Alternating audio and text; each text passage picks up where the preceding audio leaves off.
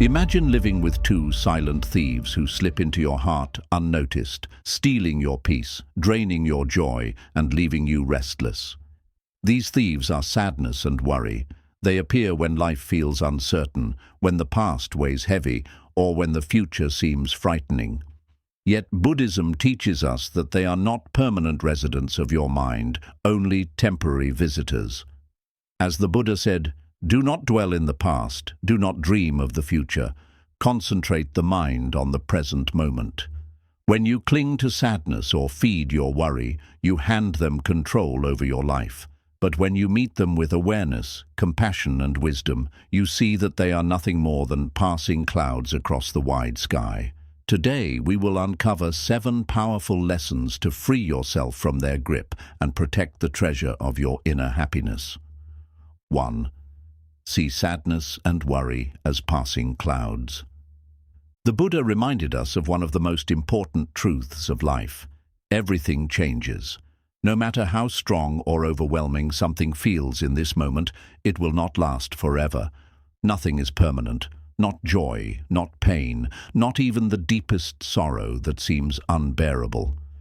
This teaching of impermanence is like a lamp that shines in the darkness, reminding us that no storm can remain in the sky forever.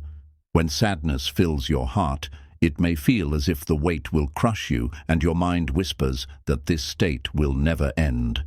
When worry troubles your mind, you may feel trapped inside endless circles of "what if" and "what next," believing there is no escape. But just as the seasons shift from winter to spring, just as the day eventually gives way to night, and then back again to the morning sun, your feelings also rise, stay for a time, and then pass away. The mistake we often make is that we hold on tightly to sadness and worry, as if clinging to them somehow gives us control. We identify with them so strongly that we begin to call them our own. We say, "I am sad," or "I am worried," as if sadness and worry have become part of our very identity. But Buddhism teaches us that this is an illusion. You are not sadness, you are not worry. You are the awareness that notices these emotions coming and going, just like you notice clouds drifting across the sky. A cloud may block the sun for a while, but the sun is always there, shining behind it. In the same way, your true nature, peaceful, clear, and steady, is always present behind the temporary storms of sadness and worry.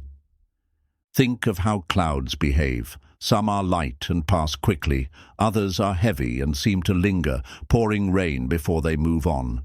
Yet no matter their shape or size, no cloud ever remains fixed in the sky. They are always in motion. Your sadness and worry are the same. They may come suddenly, they may stay longer than you would like, but they are never permanent residents of your heart. The more you train yourself to see them in this way, the more lightness you begin to feel, because you realize they do not truly own you. They are visitors, not masters. When you learn to watch sadness and worry without clinging to them, you create space between who you are and what you feel. That space is freedom. It is the calm center within you that no storm can disturb. Just as the sky does not fight the clouds but simply allows them to pass, you too can allow your emotions to come and go without making them your identity. This simple shift in perspective can transform your life. Instead of being crushed under the weight of sadness and worry, you begin to walk through them with ease, knowing that they are temporary and powerless in the face of your awareness. 2. The mind creates the burden. One of the greatest sources of human suffering is not the reality of events themselves, but the stories that our minds create about them. The Buddha taught that the mind is everything. What you think, you become. This means that much of the weight we feel in sadness and worry does not come from life itself, but from the way our thoughts repeat, exaggerate, and hold on to those experiences. For example, sadness often arises when we look at the past. We replay mistakes, we dwell on losses, and we hold on to regrets, even though nothing we do now can change what has already happened. Worry, on the other hand, belongs to the future. It takes shape in endless what-if scenarios. What if I fail? What if they leave me? What if things go wrong? The truth is that the past no longer exists and the future has not yet come. Yet the mind makes both feel real and immediate, trapping us in fear and sorrow. This habit of the mind creates a burden heavier than the event itself. Think of it like carrying a small stone in your pocket. The stone itself is not unbearable, but if you keep holding it tightly in your hand, never putting it down, your arm will soon grow tired and sore. The weight feels greater, not because the stone has changed, but because of the way you hold onto it. In the same way, sadness and worry are small moments of experience that become unbearable only when we keep feeding them with endless thoughts. The mind keeps replaying the pain, adding more stories, comparing, judging, and magnifying it, until what was once a single event becomes a mountain of suffering. Buddhism teaches us to see thoughts for what they really are, temporary patterns of energy passing through the mind. A thought is not the ultimate truth. A thought is not a command. A thought is not who you are. It is simply a mental event, like a ripple on the surface of a lake. The ripple disturbs the water for a moment, but it cannot change the nature of the lake itself. When you recognize this, you begin to loosen the grip of the mind. You no longer believe every story it tells you. You no longer become trapped in the illusions of always and never that sadness and worry love to whisper. Instead, you begin to step back and see that thoughts are just visitors, and you are the host who chooses whether to serve them or not. The more you practice awareness, the more you will see how quickly the mind can turn one small difficulty into endless suffering. A single critical comment may happen once, but the mind replays it 100 times. A single moment of fear may pass, but the mind stretches it into 1,000 imagined disasters. By noticing this pattern, you gain the power to stop it. You learn that you do not need to add more weight to what is already heavy. You do not need to carry stories about the past or predictions about the future into every moment of your life. The event may be real, but the suffering created by the mind is optional. When you begin to see the mind clearly, you take away its power to control you. Instead of drowning in the waves of thoughts, you become the observer of the ocean. You see the rise and fall of emotions, and you remember that beneath the surface, there is always stillness. By understanding that the mind itself creates much of the burden, you take the first step toward freedom. You no longer need to fight sadness and worry endlessly because you recognize that without the stories of the mind, they have no strength to harm you. 3. Acceptance is the first step to peace. One of the deepest truths in Buddhist wisdom is that suffering increases when we resist what already exists. Most of the time, sadness and worry hurt not only because they are present, but because we are fighting them, rejecting them, and wishing them away. When sadness visits us, we immediately think, "I should not feel this way. I must push this out of my mind. I have to pretend everything is fine." When worry takes hold, we struggle to silence it by force, convincing ourselves that we can solve tomorrow by overthinking today. Yet the more we push against these feelings, the more power we unknowingly give them. It is like trying to hold a ball underwater. The harder you press it down, the more forcefully it rises back up. In the same way, the harder you resist your emotions, the stronger they return. The Buddha's teaching shows us another way, the path of acceptance. Acceptance does not mean giving up or surrendering to endless sadness and worry. It does not mean you stop caring about your life or that you allow suffering to control you. True acceptance means recognizing reality as it is in this very moment, without denial and without judgment. It is saying to yourself, yes, this sadness is here. Yes, worry is present in my mind. I do not like it, but I do not need to pretend it isn't real. By taking this simple step of acknowledgement, you remove the layer of resistance that multiplies suffering. What remains may still be painful, but it is lighter, cleaner, and easier to hold. Think of acceptance like opening the door to an unwanted guest. When you keep the door locked, the guest keeps pounding, louder and louder, disturbing your peace. But the moment you open the door and say, "I see you, you are here," the pounding stops. The guest may still be in the room, but the struggle and the noise are gone. In the same way, when you allow your sadness or worry to exist without fighting it, the exhausting battle inside your mind begins to quiet down. You create space for peace to enter. It is important to remember that acceptance is not weakness. Many people fear that if they accept their sadness or their worry, they are letting it win. But in truth, acceptance is the opposite of defeat. It is strength. It takes courage to look directly at your pain without hiding from it. It takes wisdom to say, "This is part of my experience, but it is not the whole of who I am." By accepting what is, you no longer waste your energy resisting reality. Instead, you free that energy to heal, to grow, and to respond with clarity.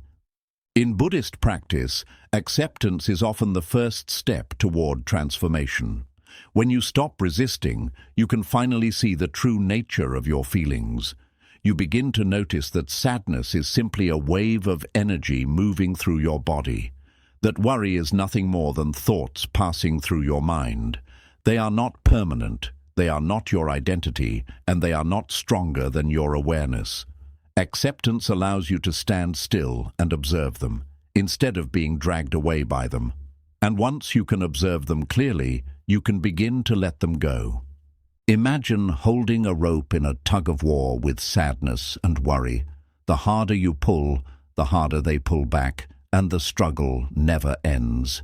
Acceptance is the moment you choose to drop the rope. The struggle ends, not because the other side disappeared, but because you stopped feeding the conflict. In that release, you feel immediate relief.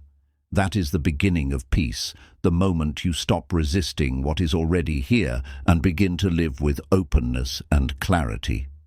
4. Transform worry into mindful action. Worry is one of the most restless and exhausting states of mind. It takes your energy, your focus, and your peace. Yet it never gives you anything useful in return. Worry convinces you that by endlessly turning a problem over in your head, you are somehow preparing for the future. But in reality, worry is like sitting in a rocking chair. You move back and forth, wearing yourself out, but you never move forward. You stay stuck in the same place, imagining hundreds of possible outcomes, yet never taking even one step toward a solution. This is why Buddhism teaches that worry is a misuse of the mind. It takes your precious present moment, the only time in which you can actually act, and throws it away on imaginary futures that may never come true. The Buddha reminded us that the future is uncertain, and no amount of anxious thought will change that. But what we can change is the way we respond to this uncertainty. Instead of letting worry take over, Buddhism encourages us to transform this restless energy into mindful action. Mindful action means small, steady steps that are taken in the present moment with full awareness. If you are worried about your health, do not spend all night fearing illness. Wake up and breathe consciously, eat with attention, walk gently but firmly, and honor your body with care.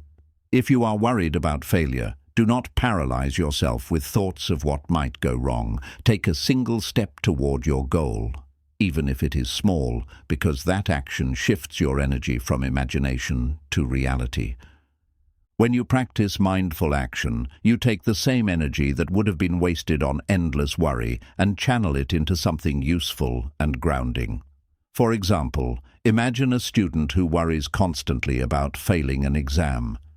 Hours are spent imagining the humiliation, the disappointment, and the fear of the result. Yet none of those hours bring clarity or knowledge. But if that same energy is redirected into studying, reviewing, or even resting properly to focus better, Worry turns into preparation, and preparation builds confidence. In this way, mindful action transforms the poison of worry into the medicine of progress.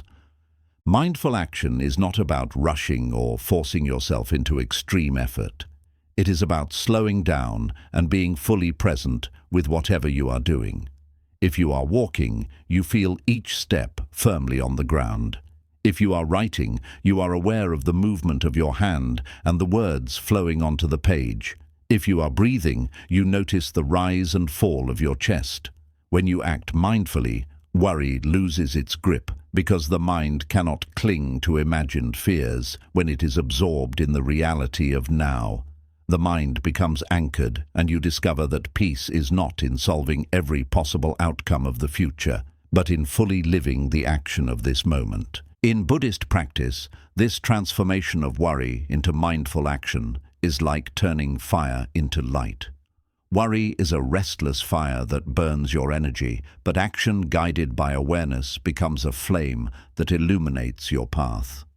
Every small step you take with presence, whether it is a word spoken with kindness, a task completed with focus, or even a breath taken with awareness, weakens the power of worry.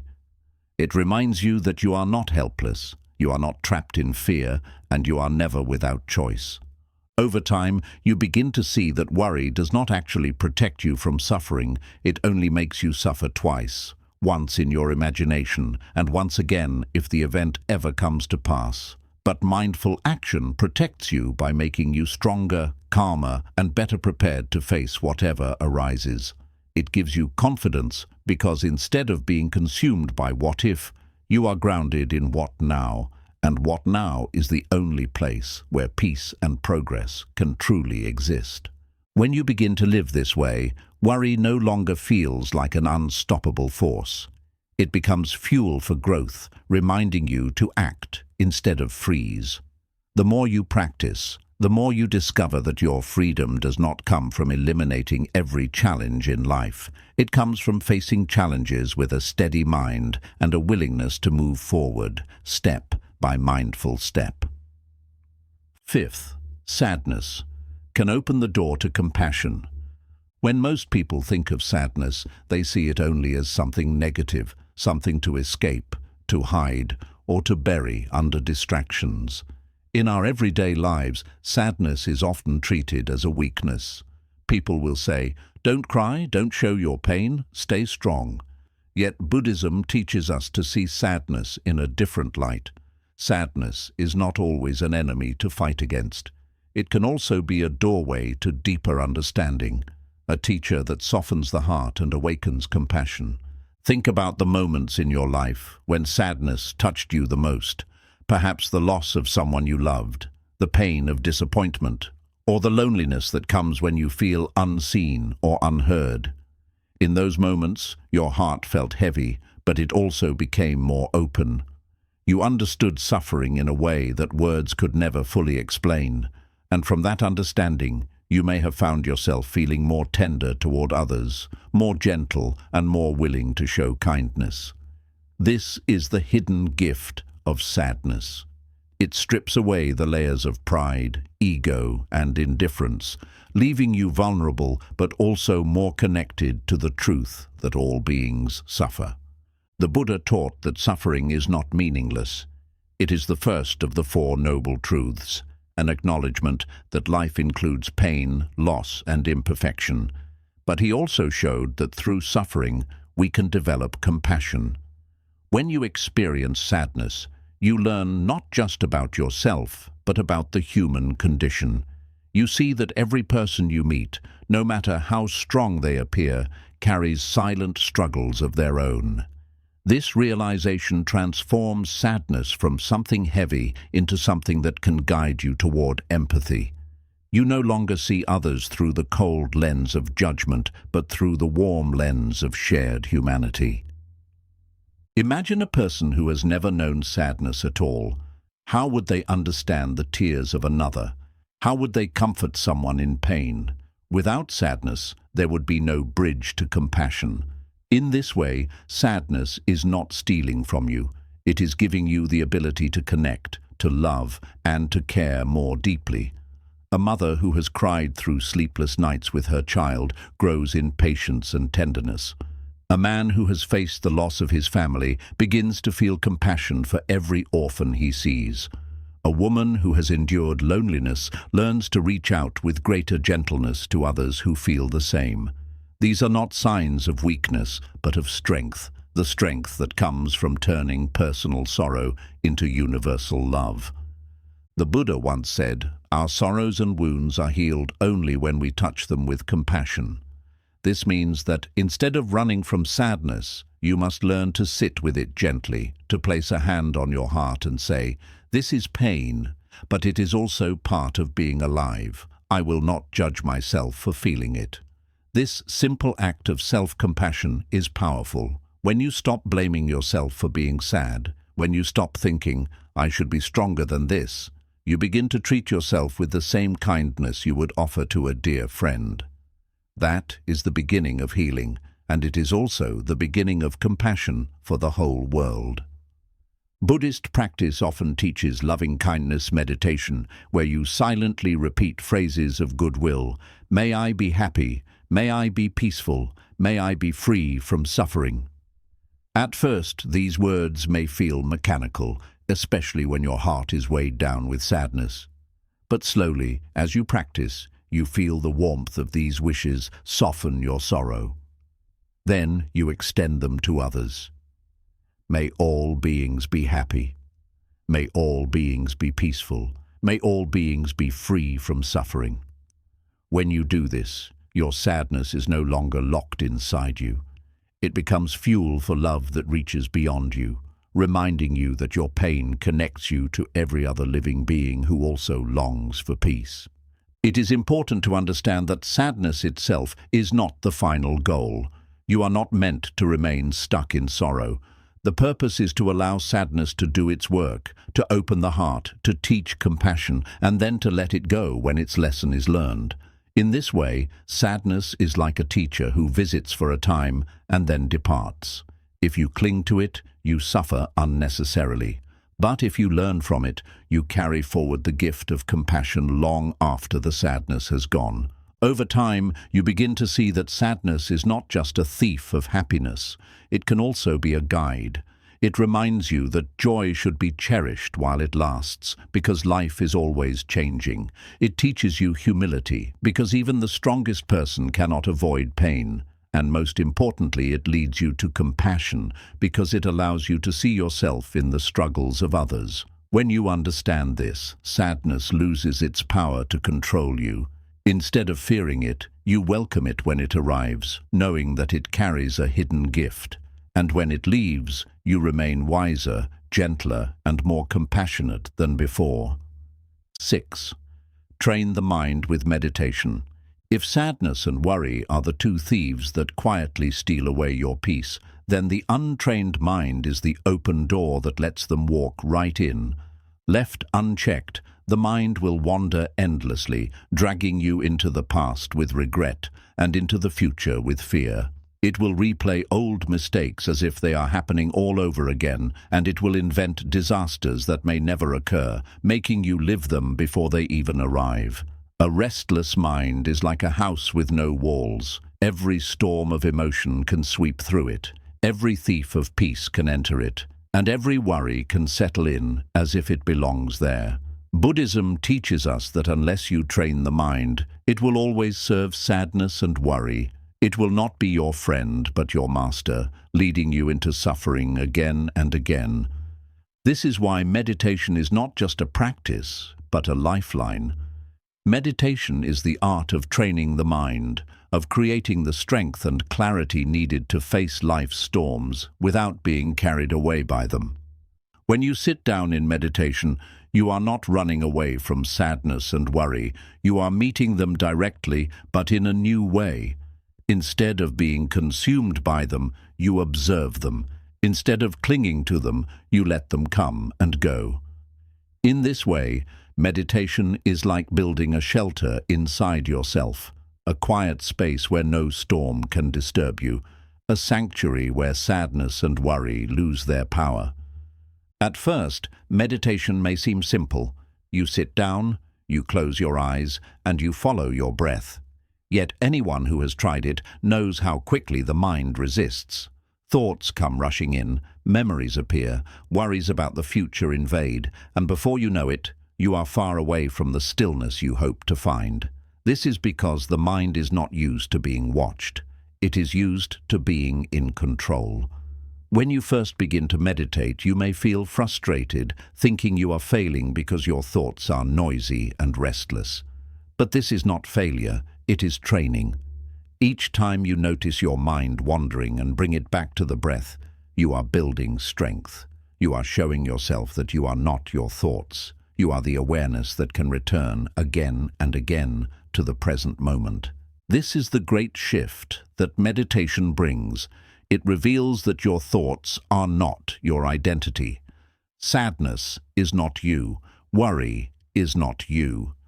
They are passing mental events, like clouds moving across the sky or like waves on the surface of the ocean. The ocean itself remains vast and calm beneath, no matter how rough the surface becomes. In meditation, you learn to rest in that deeper ocean of awareness, rather than being tossed around by every wave of emotion. There are many forms of meditation in Buddhist practice, and each one offers a different way to train the mind against sadness and worry. Breath meditation, for example, anchors you in the present moment. Each inhale and exhale becomes a reminder that life is happening now, not in the past you regret, not in the future you fear. As you focus on the rhythm of your breathing, worry begins to loosen its grip because it cannot pull you into tomorrow when your attention is firmly resting in today. Another practice is loving kindness meditation, also known as metta. Here, you silently repeat phrases of goodwill. May I be peaceful. May I be safe. May I be free from suffering. At first, these words may feel distant or even empty, especially if sadness fills your heart. But as you continue, they begin to soften you. They remind you that you deserve compassion, even from yourself. Then you extend these wishes to others. May all beings be peaceful. May all beings be safe. May all beings be free from suffering. In doing this, your sadness is no longer locked inside. It transforms into compassion, and worry loses its sharpness because your heart is turned outward in love. There is also mindfulness meditation, where you simply observe whatever arises in your mind without judgment. If sadness comes, you note, "This is sadness." If worry arises, you say gently, "This is worry." You do not push them away, but you also do not hold them tightly. You let them appear, exist for a while, and then fade, just as clouds do. This practice teaches you detachment, not in the sense of indifference, but in the sense of freedom. You realize you do not need to be swept away by every thought and emotion. You can watch them as an observer, untouched in your core. The transformation that meditation brings does not happen overnight. It is like training a muscle. It grows stronger with consistent practice. At first, it may feel difficult to sit still, to watch your restless mind. But over time, you begin to notice changes. The same worries that once consumed, you begin to lose their intensity.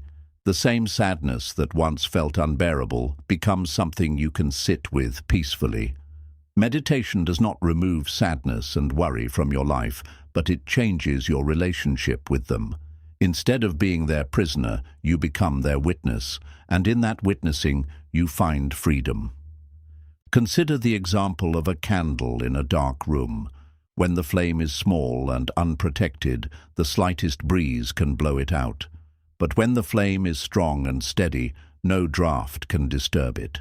Meditation makes the mind like that strong flame. Sadness and worry may blow through, but they cannot extinguish your peace. You remain steady, calm, and clear.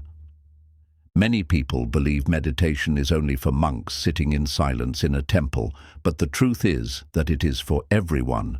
You do not need a special place or long hours. Even a few minutes of conscious breathing each day can begin to reshape the mind. You can practice while sitting at your desk, walking in a park, or even washing dishes. The key is awareness, bringing your full attention to what you are doing, letting go of the past and the future, and resting in the present. When meditation becomes a part of your life, sadness and worry stop being enemies you fear. They become experiences you can meet with clarity. You no longer panic when sadness comes, because you know how to sit with it calmly. You no longer drown in worry, because you know how to return to your breath, to the present, to the reality of now. In this way, meditation is not just a practice, but a shield. It protects your mind from being overrun by the thieves of sadness and worry. It gives you strength not by eliminating problems, but by teaching you how to face them with a mind that is steady, wise, and compassionate. The Buddha once said, "The mind is everything. What you think, you become." Meditation gives you the power to shape that mind consciously, rather than being shaped by fear and sorrow. It is the tool that transforms weakness into resilience, confusion into clarity, and restlessness into peace.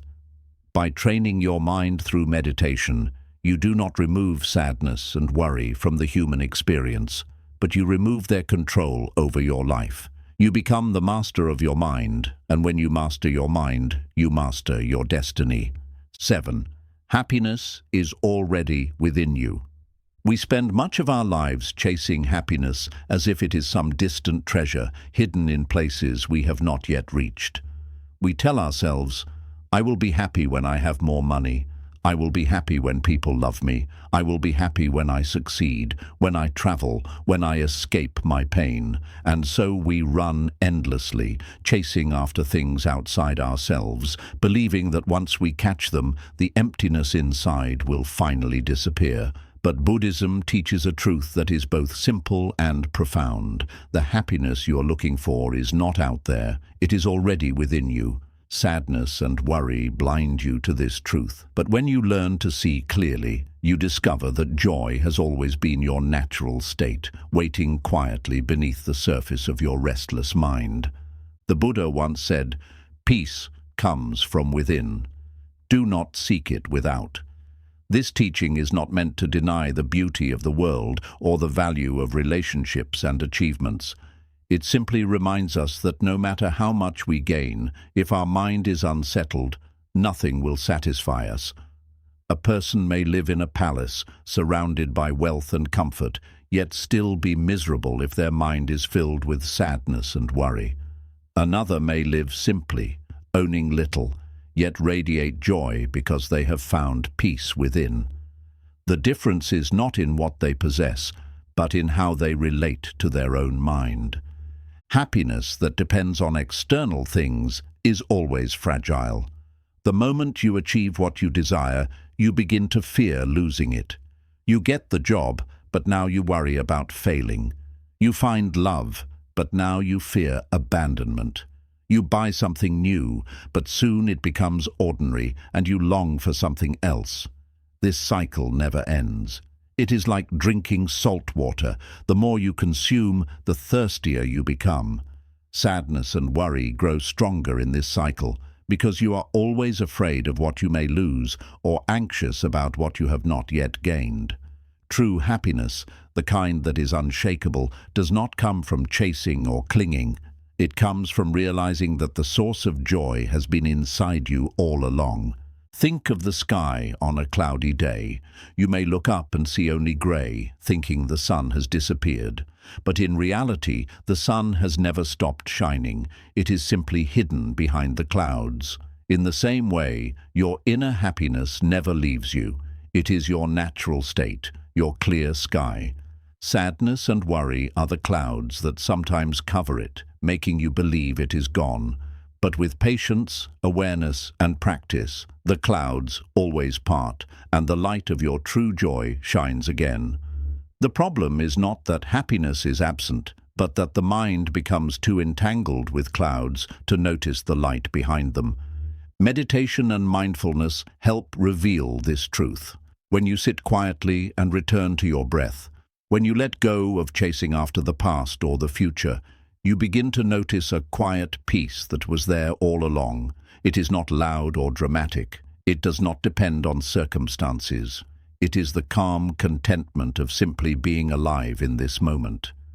When you taste even a small glimpse of this inner peace, you realize that no external achievement can compare. You begin to understand why the Buddha taught that the end of suffering is not found in changing the world, but in transforming the mind. One of the most powerful practices for realizing inner happiness is gratitude. When you stop focusing only on what you lack and begin to see the gifts already present in your life, sadness and worry loosen their hold. The warmth of the sun on your skin, the breath that moves through your body, the presence of someone who cares for you, these are treasures often overlooked because we are too busy chasing something bigger. But when you pause and truly appreciate them, you feel a joy that is simple, immediate, and real. Gratitude does not create happiness, it reveals it, showing you what was always there. Another way to uncover this inner joy is through compassion. When you turn your focus outward, helping others, lifting their burdens, or even offering a small act of kindness, you experience a deep satisfaction that no material achievement can give. Sadness and worry shrink in the presence of compassion because your heart is no longer trapped inside your own suffering. You begin to see that happiness is not a prize to be won, but a gift that grows stronger the more you share it. Over time, as you train yourself to see happiness as something within, you begin to notice how little control sadness and worry have when you stop clinging to outside conditions. You may face difficulties, but you realize they cannot touch the core of who you are. You may feel sadness, but you no longer mistake it for the absence of joy. You may feel worry, but you no longer believe it defines your future. In this way, happiness becomes steady, like a mountain unmoved by passing winds. It is important to understand that finding happiness within does not mean ignoring life or avoiding responsibility. It does not mean you stop working, dreaming, or building relationships. Rather, it means that you no longer depend on those things for your basic sense of peace. You enjoy them when they are present, you work for them with care, but you do not make your entire well-being dependent on them. Your happiness is anchored in something deeper, something unshakable, the awareness that peace is always available within you, no matter what storms rage outside. When you truly grasp this, sadness and worry lose their power. They may still arise, as they do for every human being, but they cannot steal your joy because they cannot touch its source. You begin to live with a quiet confidence, knowing that you carry within you a light that no darkness can extinguish. This realization is the greatest freedom. You no longer chase happiness desperately in the world, and you no longer fear losing it. You live fully, you love deeply, and you walk gently, because you know that happiness has always been with you, waiting for you to notice. The final lesson, then, is not about reaching outward, but turning inward. It is about discovering that the treasure you have been searching for is already in your own heart. The more you train your mind, the more you let go of attachment and fear, the more clearly you will see that joy is not something to be found. It is something to be uncovered. Sadness and worry are the thieves that make you forget. But awareness is the guardian that reminds you of the truth. Happiness is your natural state, and the moment you stop giving your power away to sadness and worry, you return to it. 8. Freedom comes from letting go. One of the deepest roots of sadness and worry is attachment. We suffer because we cling to people, to outcomes, to possessions, to identities, to the idea that life must always go the way we want. When reality does not match our expectations, sadness appears. When the future feels uncertain and we fear losing what we cling to, worry takes control. The Buddha taught that attachment is the source of suffering, and liberation comes not from clinging tighter, but from learning the art of letting go. This teaching can sound frightening at first, because we believe letting go means losing what we love or giving up on life. But true letting go does not mean indifference. It means freedom. It means releasing the chains of fear and sorrow that come from holding too tightly to what was never fully ours to begin with. Imagine holding a rope in your hands, pulling with all your strength in a tug-of-war against life itself.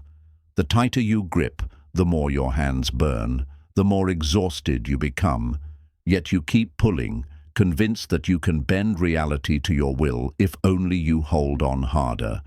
But what if freedom is not in winning the struggle, but in releasing the rope? In that moment of letting go, the pain in your hands begins to ease, the tension in your body softens, and you discover that you do not need to fight life to live fully. This is the essence of letting go, not abandonment, but release. Sadness often lingers because we cannot release the past. We replay old conversations, wishing we had spoken differently. We mourn people or opportunities that are no longer here, believing that by holding on to the memory, we can keep them alive. Yet this clinging only deepens the wound. The past has already slipped away, like water through the fingers. To keep trying to hold it is to exhaust yourself for nothing. Letting go does not mean forgetting or dishonoring what came before. It means making peace with it. It means acknowledging, this happened, I learned, I loved, I lost, and now I release it. Only then can sadness loosen its grip, because you are no longer tying yourself to something that cannot return. Worry thrives in the opposite direction, on clinging to the future. We attach ourselves to imagined outcomes, convincing ourselves that we must control tomorrow in order to be safe. We want guarantees that our loved ones will stay with us, that our plans will succeed, that no harm will come our way. But life never offers guarantees. It is a river that flows on its own, with twists and turns we cannot predict. The more tightly we try to hold on to a future that does not yet exist, the more anxious we become. Letting go here means releasing the illusion of control. It means learning to trust that whatever the future brings, you have the strength to face it when it arrives. When you loosen your grip on tomorrow, you return to the only place you truly have power, the present moment. Letting go also applies to our identities, the fixed ideas we carry about who we are. We say, I am successful, I am a failure, I am strong, I am weak, and we attach to these labels as if they are unchangeable truths. But life is fluid, and we are always changing. If you cling to one identity, sadness and worry arise whenever life challenges it. If you see yourself only as successful, you suffer when you stumble. If you see yourself as unworthy, you worry about never improving. Letting go means not chaining yourself to labels, but allowing yourself to be free, to grow and to change. You are not one fixed thing. You are an unfolding process, like a river constantly moving forward. The practice of letting go is cultivated in mindfulness. When you observe your thoughts and emotions without clinging to them, you are practicing release. You see sadness come, and instead of wrapping yourself in it, you say gently, "This is sadness," and let it pass. You notice worry arise, and instead of spinning endless stories around it, you name it as worry and allow it to fade. Each moment of mindfulness is a small act of letting go, a reminder that you are not bound to everything that appears in your mind. Another practice that supports letting go is generosity. When you give, whether it is your time, your attention, or your resources, you loosen your grip on the idea that happiness depends on what you own. You discover the joy of sharing, the freedom of not clinging. Generosity is not about losing, it is about gaining a lighter heart. Each act of giving is a training in release, teaching you that happiness is not in holding tightly, but in opening your hands. Letting go does not mean detachment from love. In fact, it deepens love. When you stop clinging to people, you stop trying to control them or force them to fit your desires. You allow them to be who they are, and you love them freely, without conditions. You no longer live in constant fear of losing them because you understand that everything in life is temporary and love is precious precisely because of its impermanence. This kind of love is not possessive or anxious. It is compassionate, gentle, and free. Think of a tree in autumn. Its leaves turn golden and then fall. The tree does not cling to its leaves, crying, "These are mine, they must stay forever." It lets them go, knowing that new growth will come in spring. In the same way, letting go is an act of trust in life's cycles. It is believing that even when something falls away, life continues to bring new beginnings. Sadness may visit, worry may knock at your door, but when you live with the wisdom of release, you do not become their prisoner. In Buddhism, the ultimate letting go is the realization of impermanence and non-self, that nothing is fixed, nothing is truly owned, and nothing is separate. When you see this clearly, the grip of sadness and worry weakens. You no longer cling to what is passing because you know it was never meant to last. You no longer fear the future because you know that all things arise and pass naturally. You live with lightness, like a bird flying through the open sky, unburdened by chains. This lesson of letting go is perhaps the most difficult, because the human heart naturally wants to hold. But it is also the most liberating. Every time you release the past, you make space for the present. Every time you release worry about the future, you return to peace. Every time you release attachment, you discover a freedom deeper than anything the world can offer. Sadness and worry thrive on clinging. They feed on your refusal to release. But when you master the art of letting go, they lose their power. They may still arrive, but they pass through like guests who no longer have the right to stay. You remain calm, steady, and free because you have discovered that happiness was never in holding tightly. It was always in living openly, with hands and heart unafraid to release. 9. The power of living in the present moment. Sadness and worry are powerful because they pull you out of the only place where peace truly exists, the present moment. Sadness ties you to the past, making you replay old wounds, regrets, and memories that you cannot change. Worry drags you into the future, filling your mind with fear about things that have not yet happened and may never happen at all. Between these two thieves, the gift of the present is stolen from you. The Buddha often described the mind as a restless monkey, swinging from branch to branch, never still, never at peace. But the truth is that the present moment is the only branch that can truly hold you. It is the only place where life is real, the only place where you can breathe, act, and find joy. To reclaim your life from sadness and worry, you must learn the art of living in the present moment. Living in the present does not mean ignoring the past or refusing to plan for the future. The past has lessons, and the future requires preparation. But the problem arises when you become trapped in them, when your entire mind is consumed by what has already ended or by what has not yet begun. You cannot drink from yesterday's river, and you cannot breathe tomorrow's air. Life is only ever here now, in this single breath, this single step, this single heartbeat. The more you anchor yourself in this truth, the less control sadness and worry have over you. Think of sadness for a moment. It often appears when you replay painful experiences. You tell yourself, "Why did this happen to me? If only I had done something different. If only things had gone another way." These thoughts pull you back again and again into a time that no longer exists. The past is like a dream that has already ended. It cannot be relived, no matter how much you cling to it. When you dwell too long in the past, you rob yourself of the present. The same is true of worry. It thrives on imagining countless possible futures, most of which will never come true. You lie awake at night thinking, "What if I lose everything? What if I fail? What if tomorrow brings disaster?" In doing so, you suffer today for something that has not even happened. You create pain twice, once in your imagination and once again if the event ever arrives. This is why the Buddha emphasized mindfulness, being fully aware of the present moment. When you eat, you taste the food. When you walk, you feel the ground beneath your feet. When you breathe, you notice the air filling your lungs. In these moments of awareness, sadness and worry cannot touch you because they cannot exist in the now. They only survive when you abandon the present. To live in the present is to cut off their food supply, to starve them until they fade.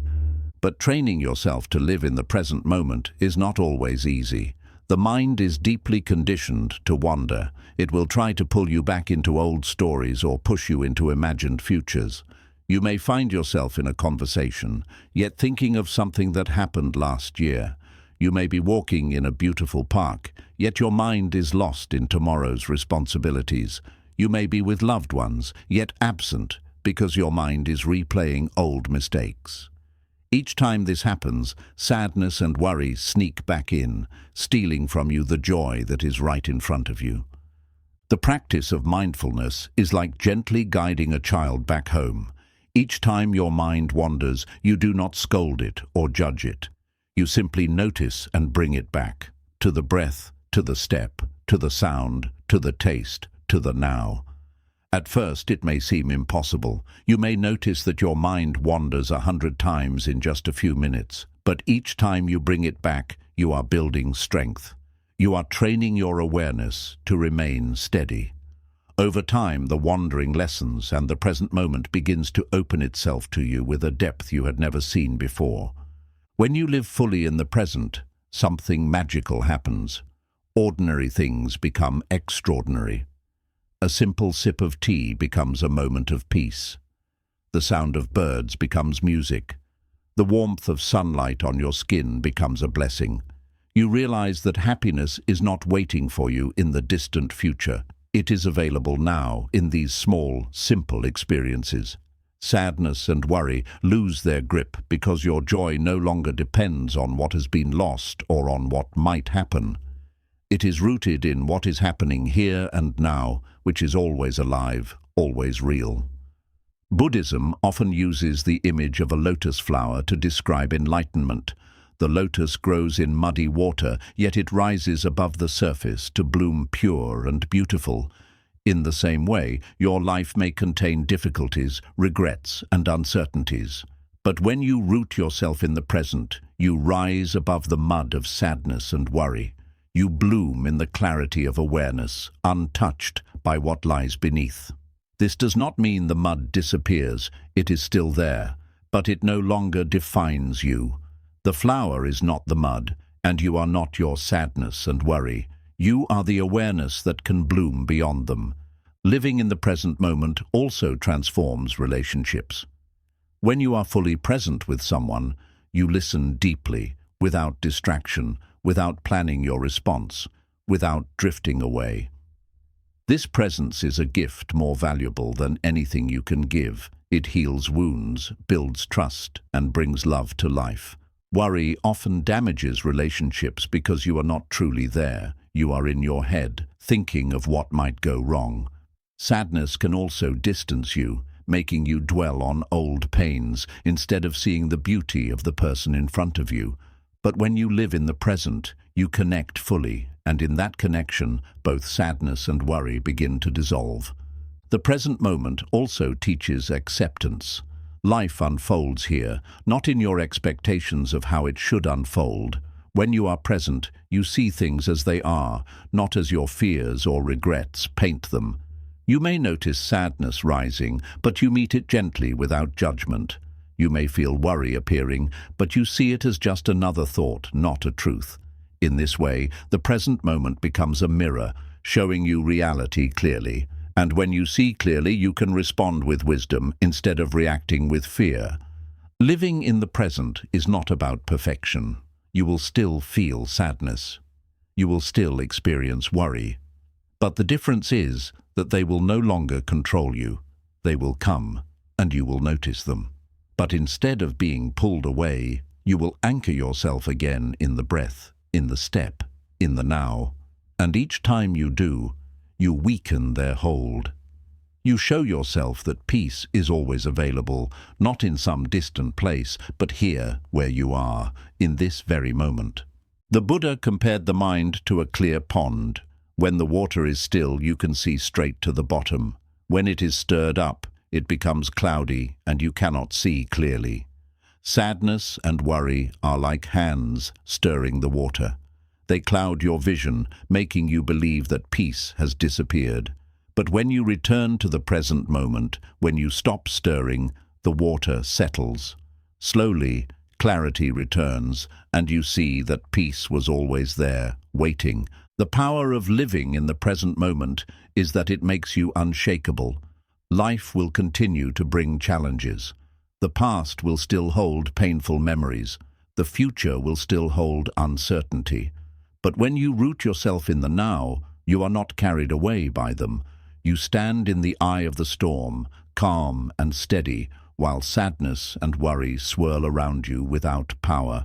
You discover a freedom that cannot be stolen because it is not dependent on time. It is dependent only on awareness. So the lesson is this: sadness and worry are thieves of your inner happiness, but they cannot steal what you do not abandon. And the present moment is the place where you reclaim what is yours. Every breath is a chance to return. Every step is a chance to begin again.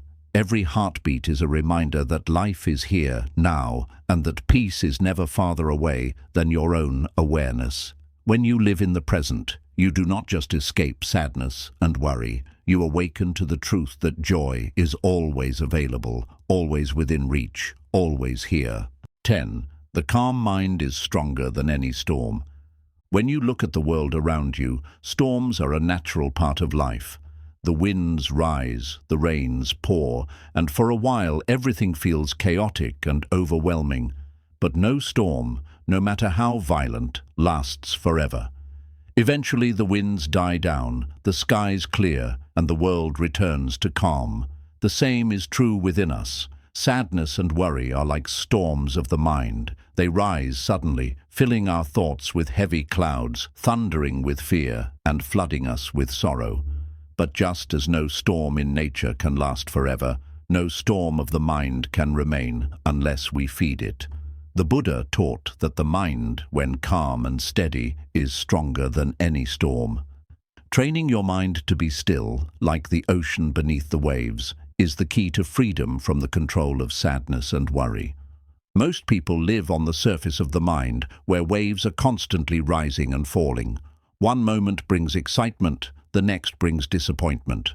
One day feels joyful, the next feels heavy with despair. Worry about the future sends the waves crashing. Sadness over the past pulls the tide away. To live only on the surface is to be endlessly tossed about, never finding stability. But if you dive deeper into the ocean, you discover something different.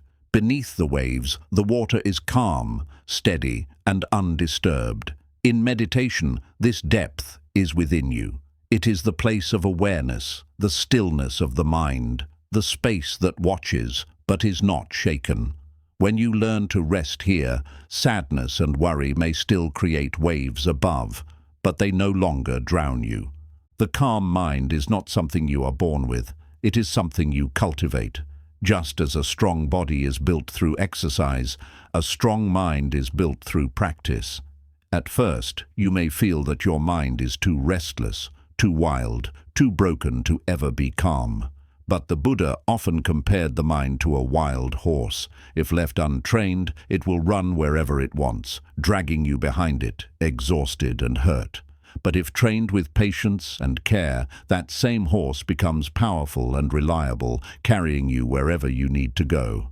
In the same way, meditation, mindfulness, and awareness slowly tame the wild mind, transforming it from a source of suffering into a source of strength. One of the reasons sadness and worry control us so easily is because we react to them immediately.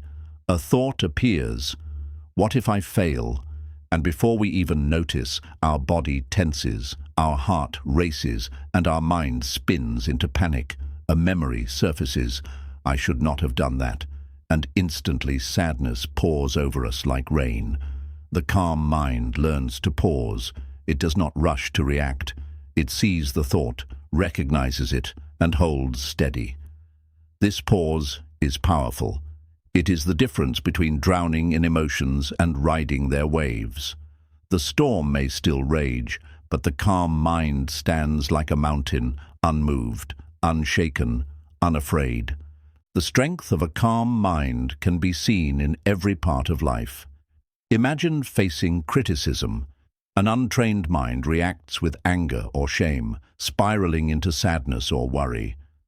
But a calm mind listens without being consumed. It hears the words, considers whether they are true, and lets them pass if they are not. Imagine facing uncertainty. An untrained mind races with fear, imagining disaster after disaster. But a calm mind acknowledges the unknown and chooses steady action instead of panic. Imagine facing loss. An untrained mind clings desperately, drowning in grief. But a calm mind grieves with compassion, accepts impermanence, and slowly lets go. In each case, the calm mind does not erase pain, but it transforms your relationship to it. You are no longer a prisoner of sadness and worry. You are their witness, their teacher, and eventually their master. The Buddha once said, "A disciplined mind brings happiness."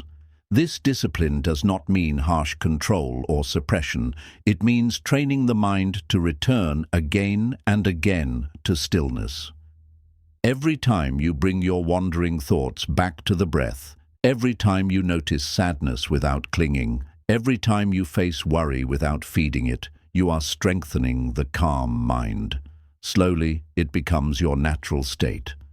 The storms of life still come, but they cannot uproot you because your roots run deep. Consider the example of a tree in a storm. A tree with shallow roots is easily blown over, its branches broken, its trunk split. But a tree with deep roots bends, sways, and endures. The storm may strip its leaves, but it remains standing, ready to bloom again. The calm mind is like that rooted tree. Sadness may bend you, worry may shake you, but they cannot destroy you, because your strength comes from within. You know that every storm passes, and you trust that you will rise again. The practice of cultivating a calm mind begins in small moments. When you are overwhelmed, pause and breathe. When your thoughts race, slow down and observe. When sadness arises, sit with it gently, without judgment. When worry appears, meet it with patience, reminding yourself that the future is not here yet. Each of these small practices builds resilience, like drops of water filling a jar. Over time, the jar fills, and your calm becomes unshakable. Living with a calm mind does not mean you will never feel sadness or worry again. These emotions are part of the human experience, but the difference is that they no longer control your life. They arrive, but they do not stay. They knock at the door, but you choose whether to invite them in. And even if they enter, you sit with them calmly, knowing they are temporary guests. The calm mind knows that it is not defined by passing emotions. It is defined by awareness, by presence, by clarity. When you cultivate calmness, you also discover freedom. You are no longer pulled helplessly by every wave of thought. You are no longer trapped in cycles of regret and fear. You live with balance, with strength, with peace. This freedom is not something the world can give you, and it is not something the world can take away. It is your birthright, uncovered when you train your mind. The storms of sadness and worry will always exist, just as storms exist in nature, but you are not powerless against them. Within you is the capacity for calmness deeper than any storm, clarity brighter than any cloud, and strength greater than any fear. When you train your mind through mindfulness and meditation, when you return again and again to stillness, you discover that nothing can truly harm you. The storms will come, but you will remain. The winds will blow, but you will endure. The rains will fall, but you will shine again when the clouds part. So remember this: The calm mind is not something far away. It is already within you, waiting to be cultivated. Each breath is an opportunity to strengthen it. Each moment of awareness is a seed of peace. And as those seeds grow, sadness and worry lose their power, because you are no longer their victim, you are their master. The storms of life may rage around you, but within you will remain unshaken, steady, and free. Patience, the silent strength that defeats sadness and worry. When sadness weighs heavily on the heart and worry fills the mind with noise, our first instinct is often to resist, to push against what is happening, to demand that life move faster so we can escape discomfort. We grow restless, wanting answers immediately, healing immediately, relief immediately. But life, as the Buddha reminded us, unfolds according to its own rhythm, not ours. The seasons change at their own pace, rivers flow in their own time, and even the wounds of the heart require their own space to heal. To fight this natural rhythm only increases suffering. Sadness deepens when you tell yourself, "I should not feel this way anymore." Worry grows when you think, "Why is nothing changing yet?" The antidote to this restless struggle is patience, a virtue often overlooked, yet one of the most powerful tools Buddhism offers for overcoming sorrow and fear. Patience is not weakness, nor is it passive resignation. It is an active strength, a steady courage that allows you to endure without breaking, to wait without despair, and to trust without fear. The Buddha described patience as one of the highest forms of discipline, calling it the supreme austerity. Why? Because it requires incredible inner strength to remain calm when everything inside you wants to resist. It takes true discipline to endure pain without bitterness, to face uncertainty without panic, and to wait for change without losing hope. Patience does not mean you stop moving forward. It means you move forward steadily, without letting sadness or worry dictate the pace of your heart. Think of a seed buried in the soil. You cannot force it to sprout by shouting at it, by digging it up every day, or by demanding that it grow on your schedule. Growth happens quietly, beneath the surface, in its own time. If you interfere impatiently, you destroy the process. But if you water it, nourish it, and wait with trust, the day will come when it breaks through the soil and begins to bloom. In the same way, healing from sadness and freedom from worry require patience. You may not see the progress right away, but that does not mean nothing is happening. Deep within, your mind and heart are slowly changing, preparing for growth that cannot be rushed. Sadness often feels endless because we are impatient with ourselves. We expect grief to vanish quickly, forgetting that the heart moves more slowly than the mind. A painful memory may return again and again, and impatience tells us, "This should be gone by now."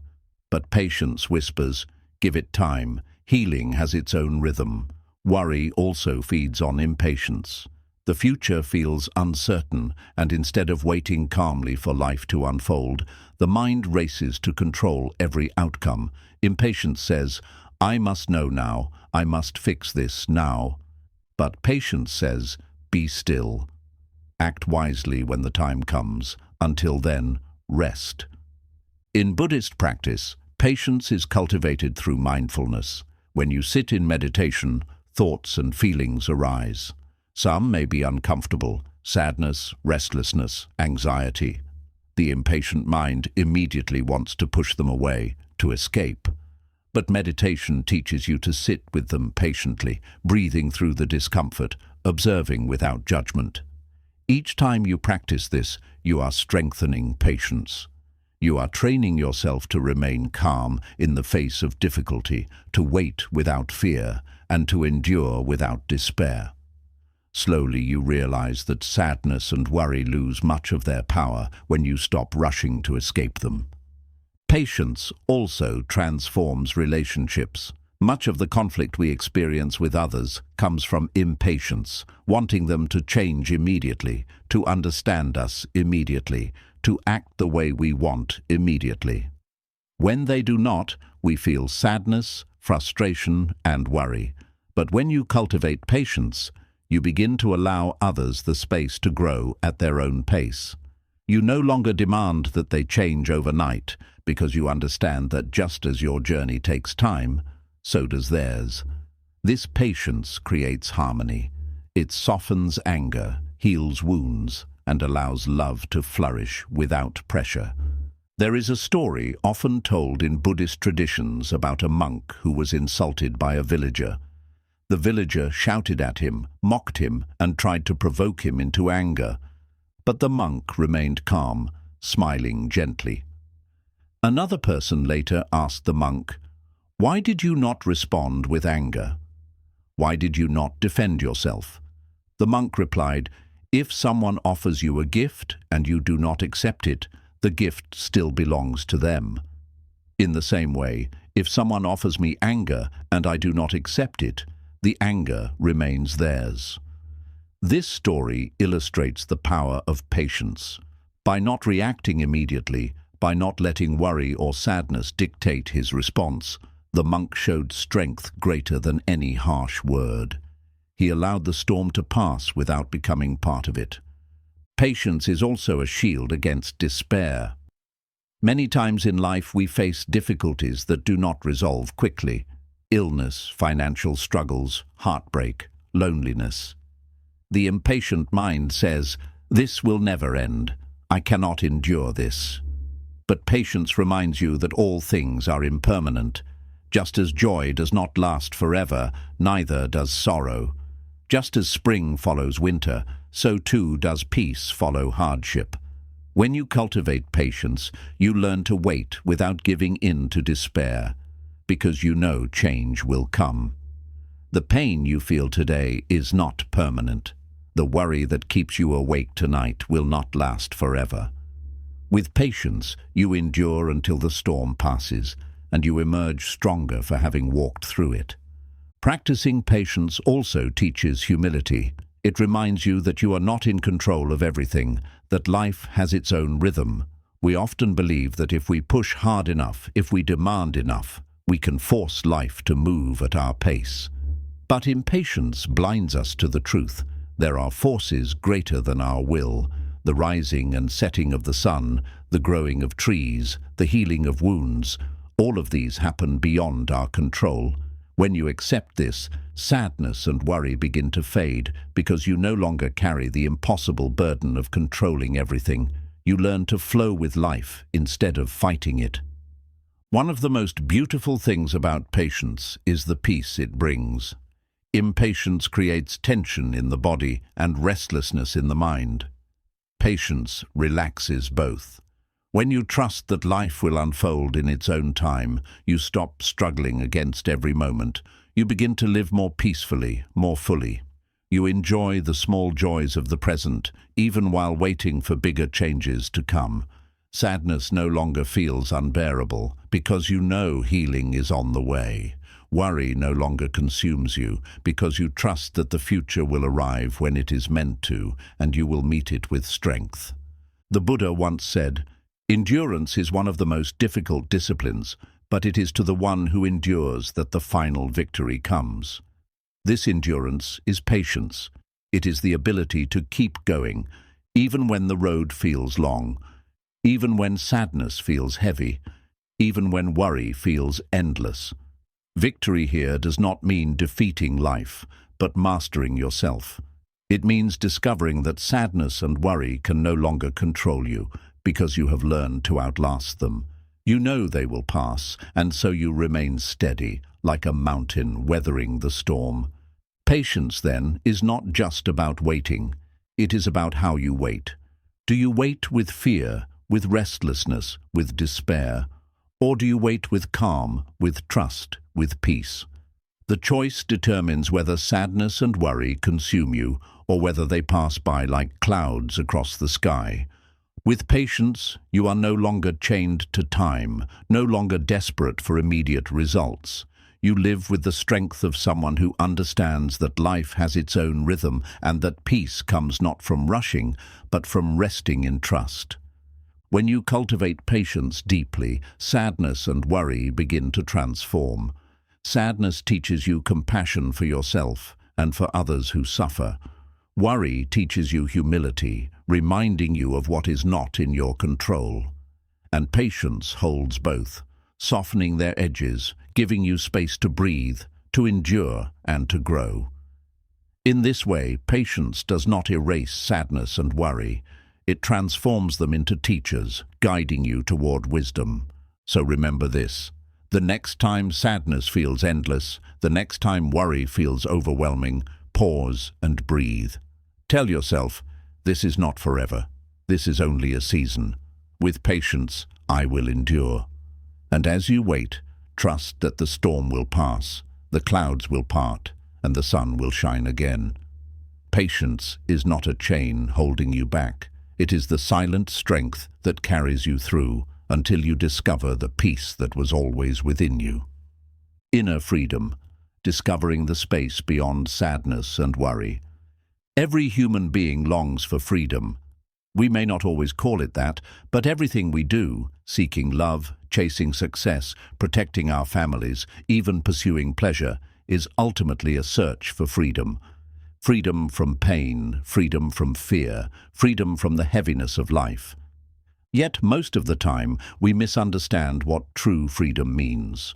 We think it is found in controlling circumstances, in shaping the world so that nothing ever goes wrong, in creating a life so perfect that sadness and worry never arise.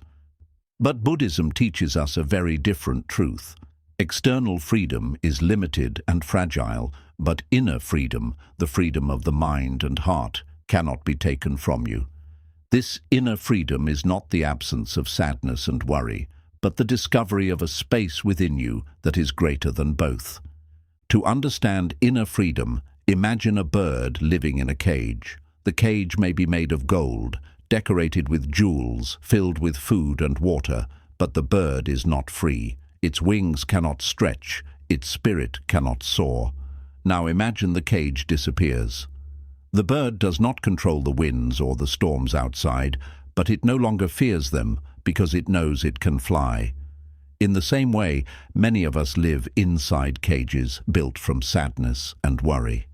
We surround ourselves with the bars of regret about the past, with the chains of fear about the future. Even if life gives us moments of comfort, we remain trapped, unable to fly.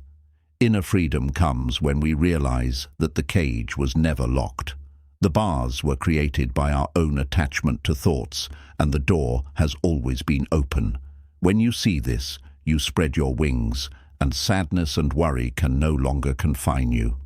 One of the greatest insights the Buddha offered is that you are not your thoughts. This may sound simple, but it is the foundation of liberation. Sadness and worry arise as thoughts in the mind. I am not enough. Life is unfair. The future will be terrible. When you believe these thoughts completely, they form a cage around you. But when you step back and observe them, you see them for what they are: impermanent, passing, without true substance. You begin to realize, these are not me. I am not sadness. I am not worry.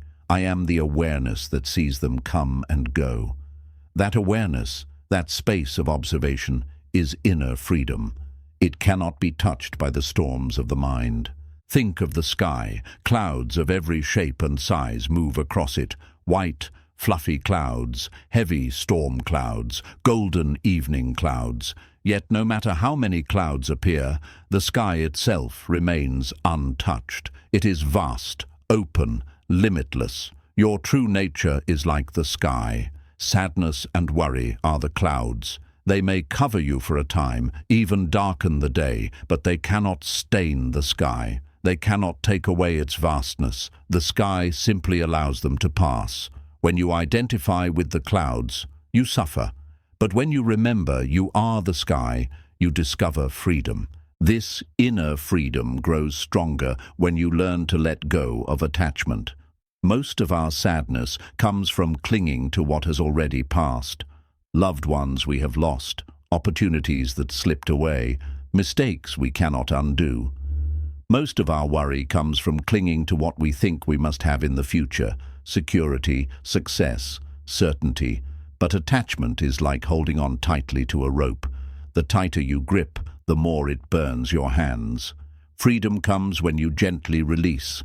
This does not mean you stop loving, stop caring, or stop working for a better future. It means you stop believing that your happiness depends entirely on things outside yourself. You love fully but without fear of loss. You work with dedication but without being enslaved by the outcome.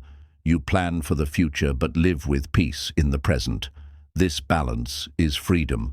The path to inner freedom is not easy, because the mind is deeply conditioned to cling. From childhood, we are taught to seek happiness outside ourselves, to measure our worth by what we achieve, by what we own, by what others think of us.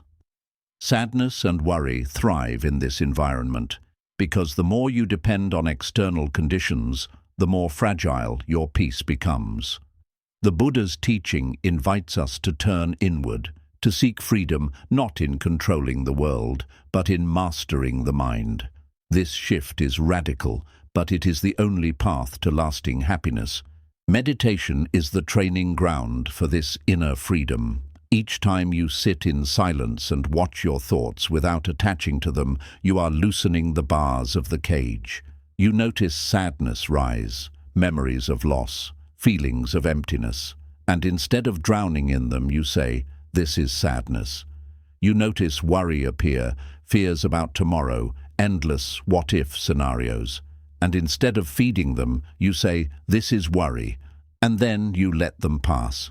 In that moment, you discover that you do not have to be ruled by your mind. You can be free even in the presence of sorrow. You can be calm even in the presence of fear.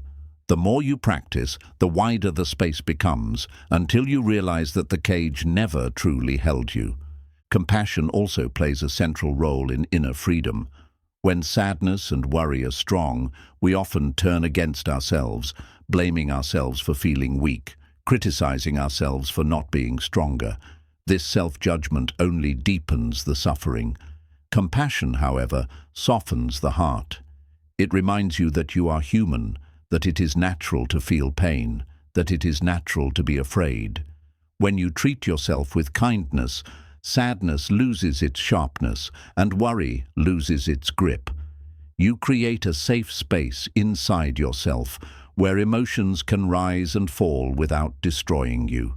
And when you extend this compassion outward to others who also suffer, you realize you are not alone.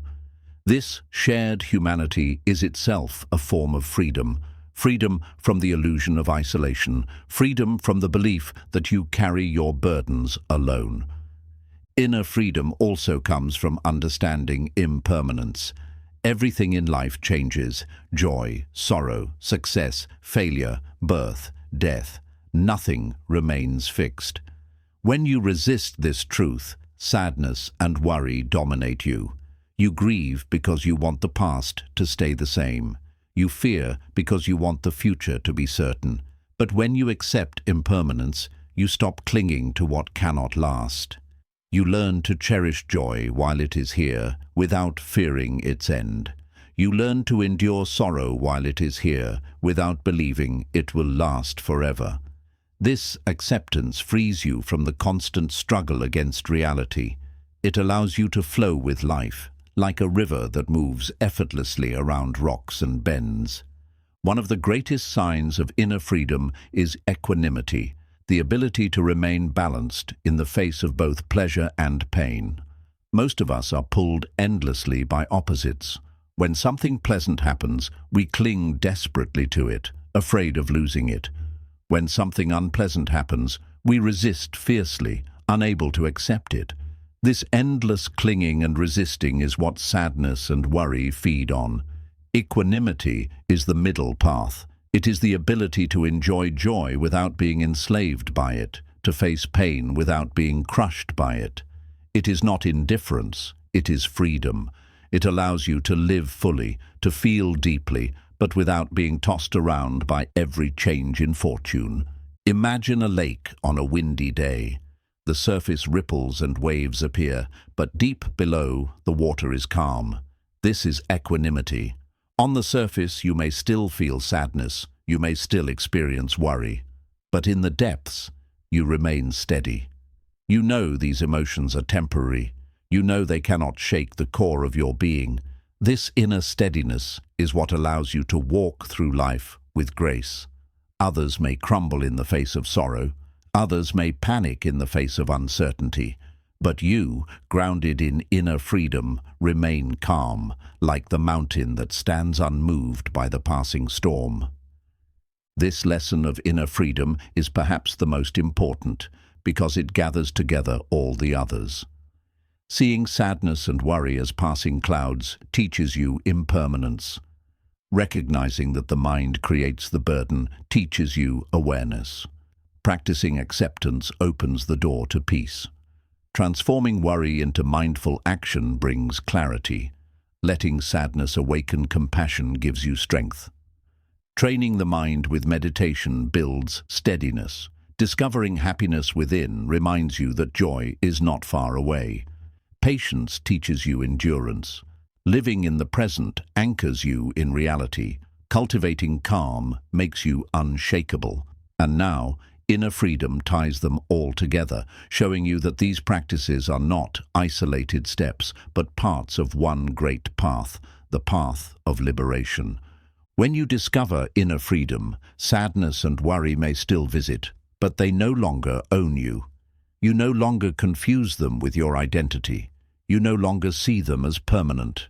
You no longer believe they can steal your happiness. You meet them with awareness, with compassion, with patience, with calm, and then you let them pass. You live not as a prisoner of the mind, but as its master. You live not in a cage of fear, but in the open sky of awareness. This is the greatest victory you can achieve, not the elimination of sadness and worry from human life, for that is impossible, but the realization that they cannot control you. True freedom does not come when life becomes perfect. It comes when you stop depending on perfection to feel free.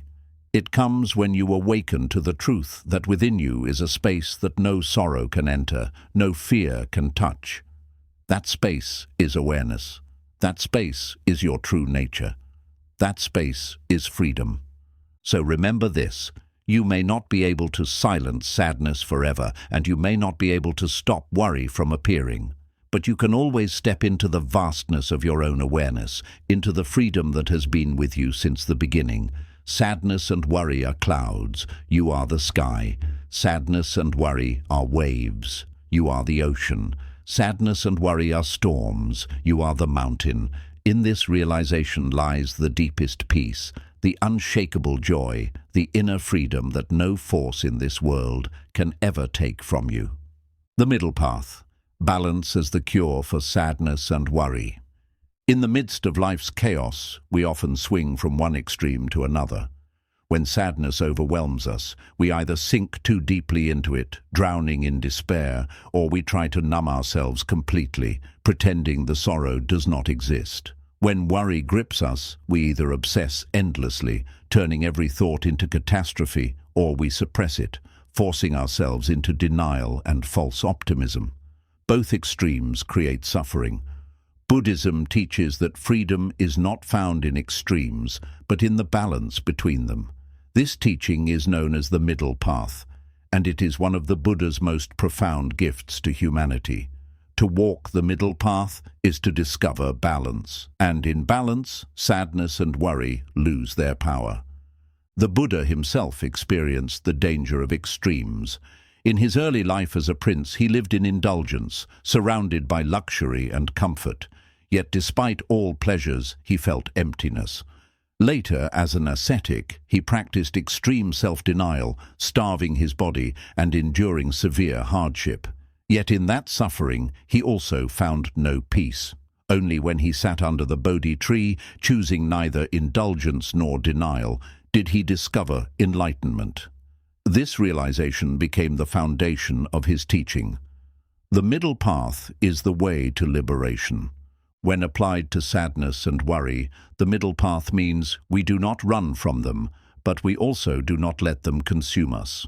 We do not deny our emotions, but we also do not drown in them. We acknowledge them with awareness, giving them space, but not control. This balance transforms the way we experience suffering. Sadness becomes a teacher instead of a prison. Worry becomes a signal instead of a master. In balance, we find wisdom. Consider sadness. If you sink too deeply into it, you become paralyzed. You identify completely with the feeling, saying, "I am sadness, I am broken, I am hopeless." In this extreme, sadness becomes your entire identity, and you lose sight of anything beyond it. On the other hand, if you suppress sadness completely, you create another form of suffering. You pretend to be fine, you hide your pain, you force yourself into false smiles. But inside, the sadness festers, unacknowledged, like a wound that is never cleaned. The middle path invites you to acknowledge sadness fully. This is here, this is real, without clinging to it. You let yourself feel, you let yourself cry, you honor the pain, but you also remember, I am not only this sadness, it will pass. This balance allows healing to unfold naturally. Now consider worry. If you give it full control, it multiplies endlessly. One small thought, what if I fail, becomes 10, then 100, until your mind is consumed by fear. This extreme leads to panic, sleepless nights, and exhaustion. On the other hand, if you deny worry completely, pretending nothing could ever go wrong, you blind yourself to real dangers. You ignore preparation, you avoid responsibility, and you are caught unready when challenges arise. The middle path here means listening to worry just enough to understand its message. This matters, prepare wisely, but not so much that it rules your life. You act mindfully, you plan where necessary, but you refuse to let worry carry you into endless imagination. This balance transforms worry from a destructive force into a gentle reminder. Walking the middle path also means balancing your inner life with your outer life. Many people focus only on the external, work, possessions, achievements, believing these will protect them from sadness and worry. Others retreat only inward, meditating endlessly, but neglecting the responsibilities of the world. Both paths, when taken to extremes, create imbalance. True peace comes when you nurture both.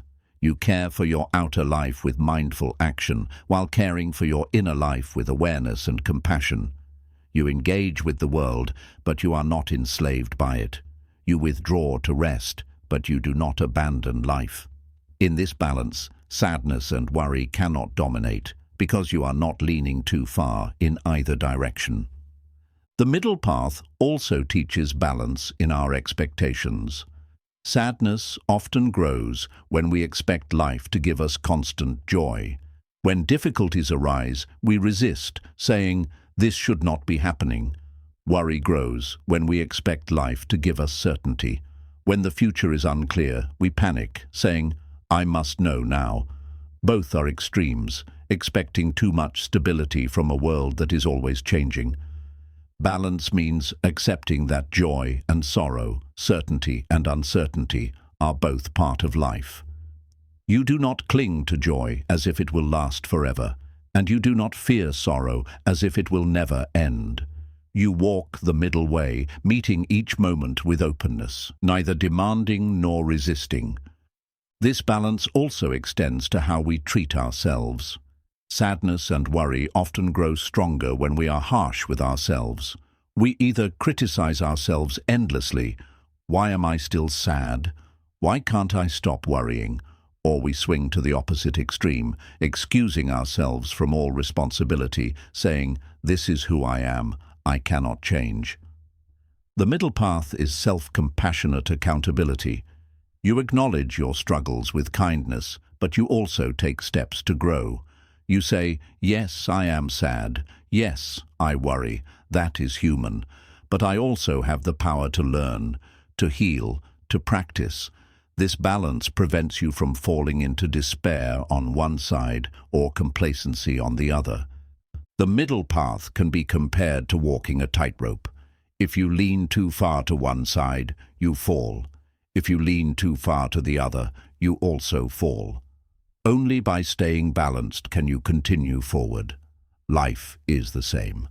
Too much indulgence leads to emptiness. Too much denial leads to despair. Too much attachment to joy leads to disappointment. Too much fear of sorrow leads to paralysis. Balance allows you to walk steadily, step by step, through the storms of life without falling into extremes. Meditation is one of the greatest teachers of balance. When you sit quietly, you may feel both restlessness and drowsiness. If you give in to restlessness, your mind runs wild. If you give in to drowsiness, you fall asleep. The practice is to find balance, alert but relaxed, focused but open. In this state, the mind becomes calm, yet clear, peaceful, yet aware. This balance on the meditation cushion mirrors the balance needed in daily life. You learn to carry the middle path into every moment, eating without greed, working without obsession, resting without laziness, loving without attachment, grieving without despair. The Buddha described the middle path as avoiding the extremes of indulgence and self-mortification. But on a deeper level, it is the art of balance in every aspect of life. It is the way of moderation, not in a dull sense, but in a vibrant, wise sense. Balance gives you freedom because it prevents you from being controlled by opposites. Sadness and worry feed on imbalance. They grow when you cling too tightly, when you resist too strongly, when you swing too far in one direction. Balance starves them. It leaves them without ground to stand on. When you live the middle path, you begin to notice a deep steadiness. Sadness may still visit, but it no longer drowns you. Worry may still arise, but it no longer consumes you. You walk calmly between them, neither denying nor surrendering. You become like a river flowing gently between its banks, not stagnant, not raging, but steady, clear, and alive. This steadiness is peace. The middle path also brings joy, because balance allows you to fully experience life without being enslaved by it. You can savor happiness without clinging to it, knowing it will pass. You can endure sorrow without despairing, knowing it will also pass. You can plan for the future without being trapped in fear, and you can learn from the past without being chained to regret. In balance, you find freedom, the freedom to live fully in the present, unburdened by extremes. So the lesson is this: do not run to one extreme or the other. Do not drown in sadness, but do not deny it. Do not be consumed by worry, but do not ignore it. Walk the middle path. Balance is the cure. Balance is the way to freedom. In balance, you are not pushed and pulled by every emotion. In balance, you remain steady no matter what life brings. And in balance, you discover the deepest peace of all, the peace that comes from living in harmony with the truth of life itself. Impermanence, the wisdom that frees you from sadness and worry. Among all the truths the Buddha revealed, perhaps none is more central or more liberating than the teaching of impermanence. Everything in this world changes. Nothing, not even the most intense pain or the deepest joy, lasts forever. Every storm passes. Every season shifts, every life rises and eventually returns to the earth. To the untrained mind, impermanence feels frightening. We cling to people, possessions, identities, and moments because we do not want them to change. We resist the flow of life, trying desperately to hold on to what cannot be held. And from this clinging, sadness and worry are born. Sadness comes when we lose what we tried to hold. Worry comes when we fear what we might lose. But to the mind that has awakened to impermanence, there is no fear, no despair. There is peace, because in impermanence we find both wisdom and freedom. Impermanence is not a distant idea. It is something you can see every day. Look at the sunrise. No matter how beautiful it is, it lasts only for a while before fading into day. Look at the flowers. They bloom brightly, then wither, their petals falling back into the soil. Look at your own body. The child you once were is gone. The face you see today will change with age. Even your thoughts and emotions are impermanent. Sadness arrives, stays for a while, and leaves. Worry enters, troubles you for a time, and fades. Everything changes. Nothing is fixed. At first, this truth can feel unsettling. If nothing lasts, how can we ever feel secure? If everything changes, how can we ever hold on to happiness? But this is exactly where the wisdom of impermanence begins to shine. You suffer because you fight change. You cling to what cannot stay. You fear what has not yet arrived. But once you understand that impermanence is the very nature of life, you stop fighting it.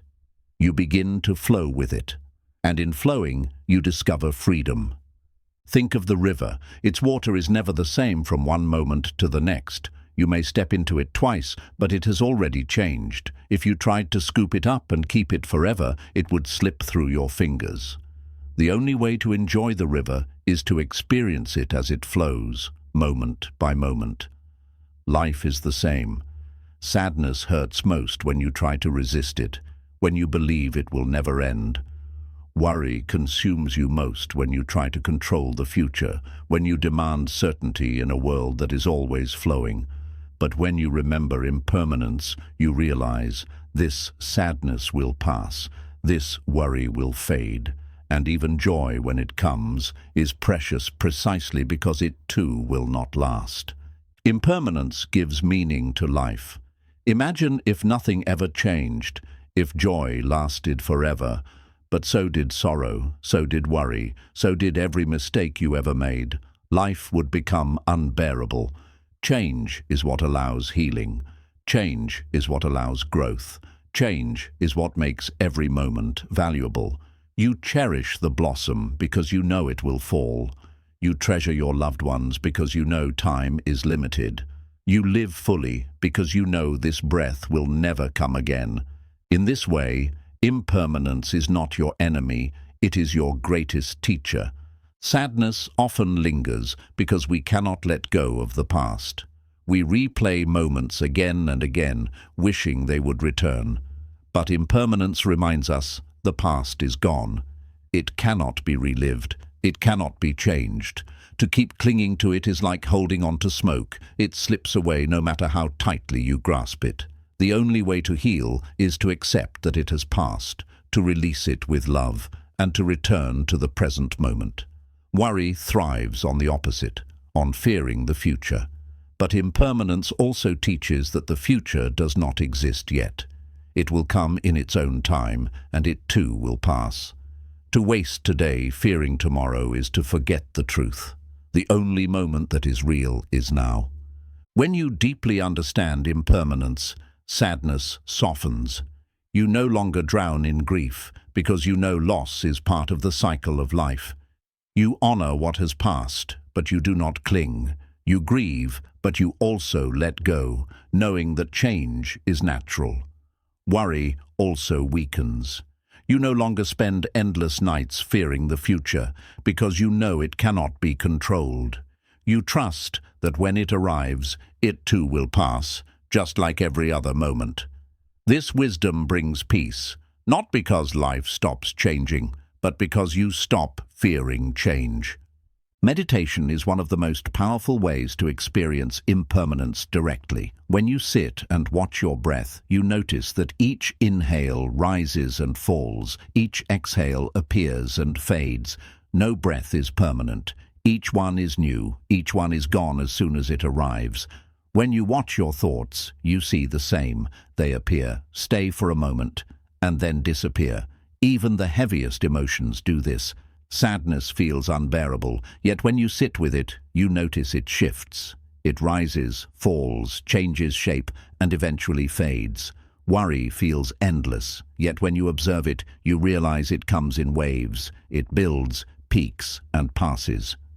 To sit in meditation is to witness impermanence, not as an idea, but as a lived reality. The more you witness this, the less you cling, the less you fear, and the freer you become. Impermanence also transforms the way you love. When you forget impermanence, you love with attachment, with fear. You cling to people, desperate that they never leave, and in that clinging, you create suffering. But when you remember impermanence, you love more deeply. You cherish each moment with your loved ones because you know it is precious. You do not take them for granted because you know they will not be here forever. You hold them gently without trying to own them, without trying to make them permanent. This kind of love is pure, free from fear. It does not cling, it simply appreciates. Impermanence also brings gratitude.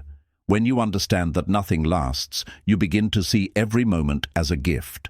You savor the taste of food because you know the meal will end. You enjoy the sound of laughter because you know it will fade into silence. You appreciate your health because you know it will change. You find joy even in small things because you no longer overlook them. Gratitude blossoms naturally when you realize the fleeting nature of life. Sadness and worry lose their power in the face of gratitude because gratitude roots you in the present, where peace always lives. There is a story of a monk who carried a cup. Each morning he looked at it and thought, "This cup is already broken." By remembering its impermanence, he did not cling to it. When it was with him, he cherished it. When it eventually broke, he was not destroyed by sadness, because he had already accepted its impermanence. In the same way, when you see everything in your life as already broken, not in a negative sense, but in the sense of impermanence, you stop clinging. You love more fully while it is here, and you let go more peacefully when it changes.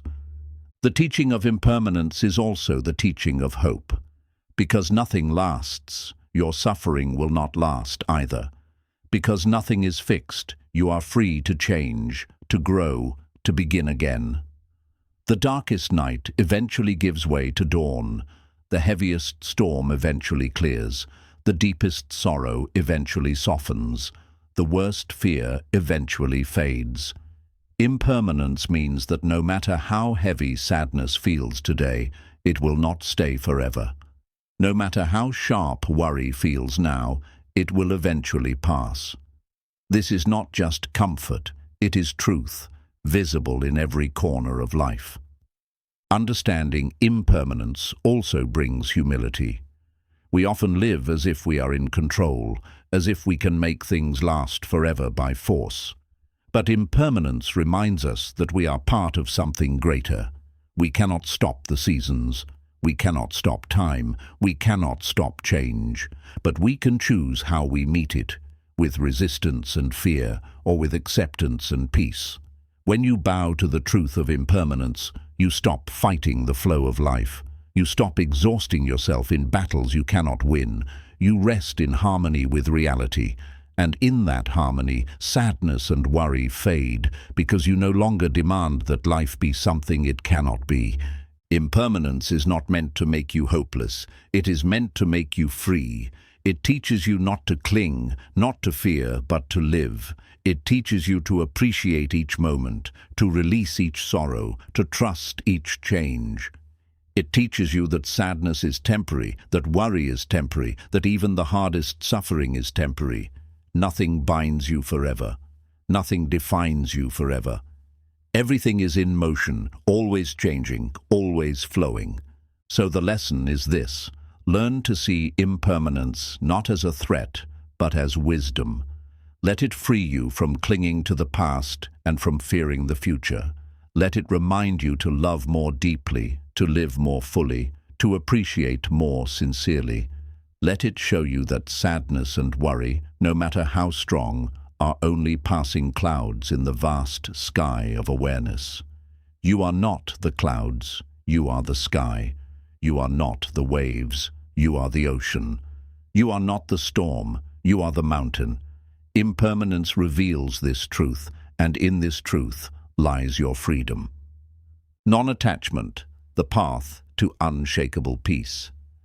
At the heart of sadness and worry lies one common thread: attachment. We cling to people, to possessions, to identities, to outcomes, to the idea that life should unfold exactly the way we want. We cling because we fear loss, because we believe happiness depends on holding tightly to what we love and avoiding what we dislike. Yet this clinging is the very source of suffering. Sadness grows when we lose what we were attached to, and worry grows when we fear losing what we cling to in the future. The Buddha taught that the path to unshakable peace is non-attachment, not indifference, not rejection of life, but freedom from the chains of clinging. Non-attachment is the wisdom of holding everything with open hands instead of clenched fists, of living fully in each moment without being enslaved by it. Non-attachment does not mean you stop caring. It does not mean you stop loving, stop enjoying, or stop striving. Rather, it means you love without fear, enjoy without greed, and strive without desperation. It means you recognize that everything in life is impermanent: people, feelings, possessions, even your own body, and you stop demanding that they last forever. You live with appreciation instead of attachment, with gratitude instead of clinging, with openness instead of fear. This shift transforms sadness and worry at their very root. Consider your relationships. Most sadness arises from loss: the loss of loved ones, the loss of affection, the loss of connection. When you cling tightly, believing that love must never change, loss becomes unbearable. You suffer not only the pain of absence, but also the torment of resistance. But when you love with non-attachment, you still feel grief when loss comes, but it does not destroy you. You loved fully while it was here, and you release it fully when it is gone. Non-attachment allows you to hold love as a gift, not a possession. It frees you from the despair that comes when you try to own what was never truly yours to begin with. Worry, too, thrives on attachment. You attach yourself to specific outcomes: success in a job, security and wealth, recognition from others, and you become consumed by the fear of losing them. You spend sleepless nights imagining failure, because you believe your worth depends on it. Non-attachment dissolves this fear. You still work hard, you still give your best, but you release the illusion that your peace depends on results. You act with mindfulness, but you do not cling to outcomes. If success comes, you enjoy it. If it fades, you remain steady. In this way, non-attachment transforms worry into calm effort. Non-attachment also applies to your identity. Much sadness comes from clinging to who we believe we are. We say, "I am successful, I am strong, I am loved," and we cling to these labels. When life challenges them, sadness overwhelms us. Or we say, "I am a failure, I am weak," and we cling to these painful labels, carrying them like heavy stones that weigh us down. Non-attachment teaches you that you are not fixed. You are not one permanent identity. You are a living process, always changing, always flowing. When you release your grip on labels, sadness and worry lose power because you no longer define yourself by fleeting conditions. The practice of non-attachment can feel difficult because the human heart naturally wants to hold on. But Buddhism offers many ways to cultivate it. Meditation is one. When you sit quietly and watch your thoughts, you learn to let them come and go without clinging. A thought of sadness arises. You do not chase it, you simply observe it until it fades. A thought of worry arises. You do not fight it, you allow it to pass. In this practice, you realize that clinging only prolongs suffering, while letting go brings peace. Mindfulness in daily life is another practice of non-attachment. When you eat, you enjoy the food fully, savoring its taste, but you do not cling to it when it is finished. When you walk, you feel the ground beneath your feet, but you do not wish the step to last forever. When you spend time with someone you love, you are fully present, cherishing the moment, but you do not demand that it never change. Each act of mindfulness is an act of release, a reminder that joy is found not in holding tightly, but in living fully. Generosity is also a path to non-attachment. When you give, whether it is your time, your energy, or your resources, you loosen the grip of clinging. You remind yourself that happiness is not in possessing, but in sharing. Each act of giving trains the heart to open, to release, to trust. And in that release, sadness and worry lose their foundation. Non-attachment transforms even suffering itself. When pain comes, physical or emotional, the attached mind clings to the thought, "This must not be. This should not happen." The result is double suffering, the pain itself plus the resistance to it. The non-attached mind, however, accepts pain as part of life. It says, "This is here now. It will pass." In that acceptance, suffering lessens. You still feel pain, but it no longer crushes you because you are not clinging to the demand that life be free of it. Think of the lotus flower, often used as a symbol in Buddhism. It grows in muddy water, yet rises above the surface, untouched by the mud. The lotus does not cling to the dirt around it, nor does it resist the water. It simply grows, steady and serene. In the same way, non-attachment allows you to rise above the mud of sadness and worry. You do not deny them, but you do not cling to them. You let them come, you let them go, and you remain free. Non-attachment is also the key to equanimity, the ability to remain balanced in joy and sorrow, gain and loss, praise and blame. Most people cling to praise and fear blame. They cling to gain and fear loss. They cling to joy and fear sorrow. As long as you cling, sadness and worry will always control you. But when you practice non-attachment, you remain steady. You appreciate praise but do not depend on it. You accept blame but are not destroyed by it. You enjoy gain but do not cling to it. You endure loss but do not despair. You welcome joy but do not chase it. You accept sorrow but do not drown in it. This balance is peace. It is important to understand that non-attachment does not make you cold or indifferent. In fact, it makes you more alive, more loving, more compassionate. When you cling, your love is filled with fear, fear of loss, fear of change. When you release clinging, your love becomes pure. You love fully, but without chains. You care deeply, but without control. You are free to give, free to receive, free to let go. This is love in its highest form, not possession, but compassion. The Buddha once said, "You can only lose what you cling to." This is the essence of non-attachment. Sadness is born from clinging to what has already passed. Worry is born from clinging to what has not yet come. Freedom is born from letting go. Letting go does not mean losing. It means living fully in each moment without fear of change. It means opening your hands, opening your heart, and trusting the flow of life. So the lesson is this: if you want unshakable peace, practice non-attachment. Let go of the past without regret.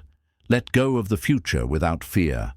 Let go of labels, possessions, and outcomes. Hold everything with gratitude, but do not cling. When you practice non-attachment, sadness and worry lose their chains, and you walk free, light, open, and alive. You discover that true peace was never in holding tightly. It was always in letting go. Mind like water, the secret to flowing beyond sadness and worry. Water is one of the most profound teachers in the natural world, and the Buddha often used its qualities as metaphors for the mind. Unlike stone, which resists and cracks under pressure, water adapts. It yields, but it does not break. It flows around obstacles, yet in time it can carve valleys and wear down mountains. It takes the shape of whatever vessel it enters, yet it never loses its essence. To train the mind to be like water is to find the secret to resilience, to grace, and to freedom from sadness and worry. When sadness arises, most people stiffen against it. We resist, we tighten, we tell ourselves, I should not feel this way. This resistance is like stone. It makes us brittle, more likely to crack under pressure. Worry, too, often meets resistance. We argue with our fears. We fight against uncertainty. We struggle to push away thoughts that refuse to leave. But water does not resist. When it meets a rock, it flows around it. When it meets fire, it cools it. When it meets a drop of poison, it dilutes it until it is harmless. A mind like water does not deny sadness or fight worry. It allows them to be, to pass, to dissolve. In this allowing, peace is found. The first quality of water is adaptability. It takes the form of whatever it touches. Poured into a cup, it becomes the cup. Poured into a river, it becomes the river.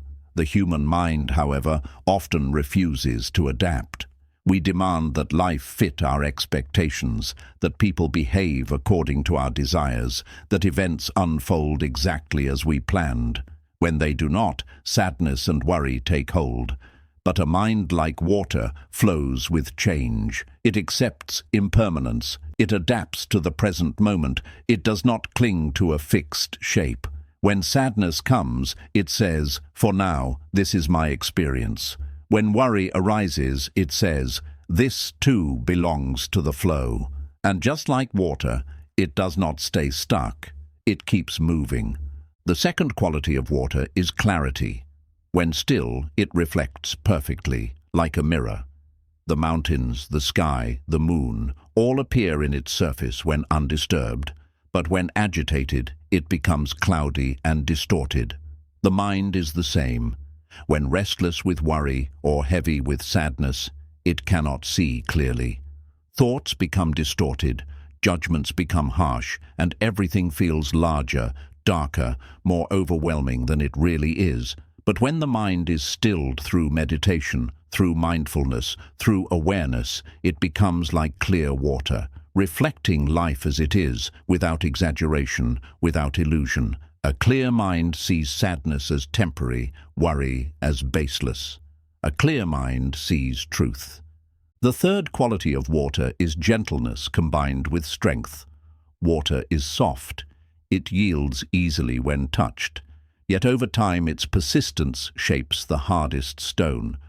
In the same way, a mind like water is gentle with itself and with others. It does not fight emotions harshly, nor does it force healing. It allows, it forgives, it moves gently, patiently, yet in that gentleness lies immense strength.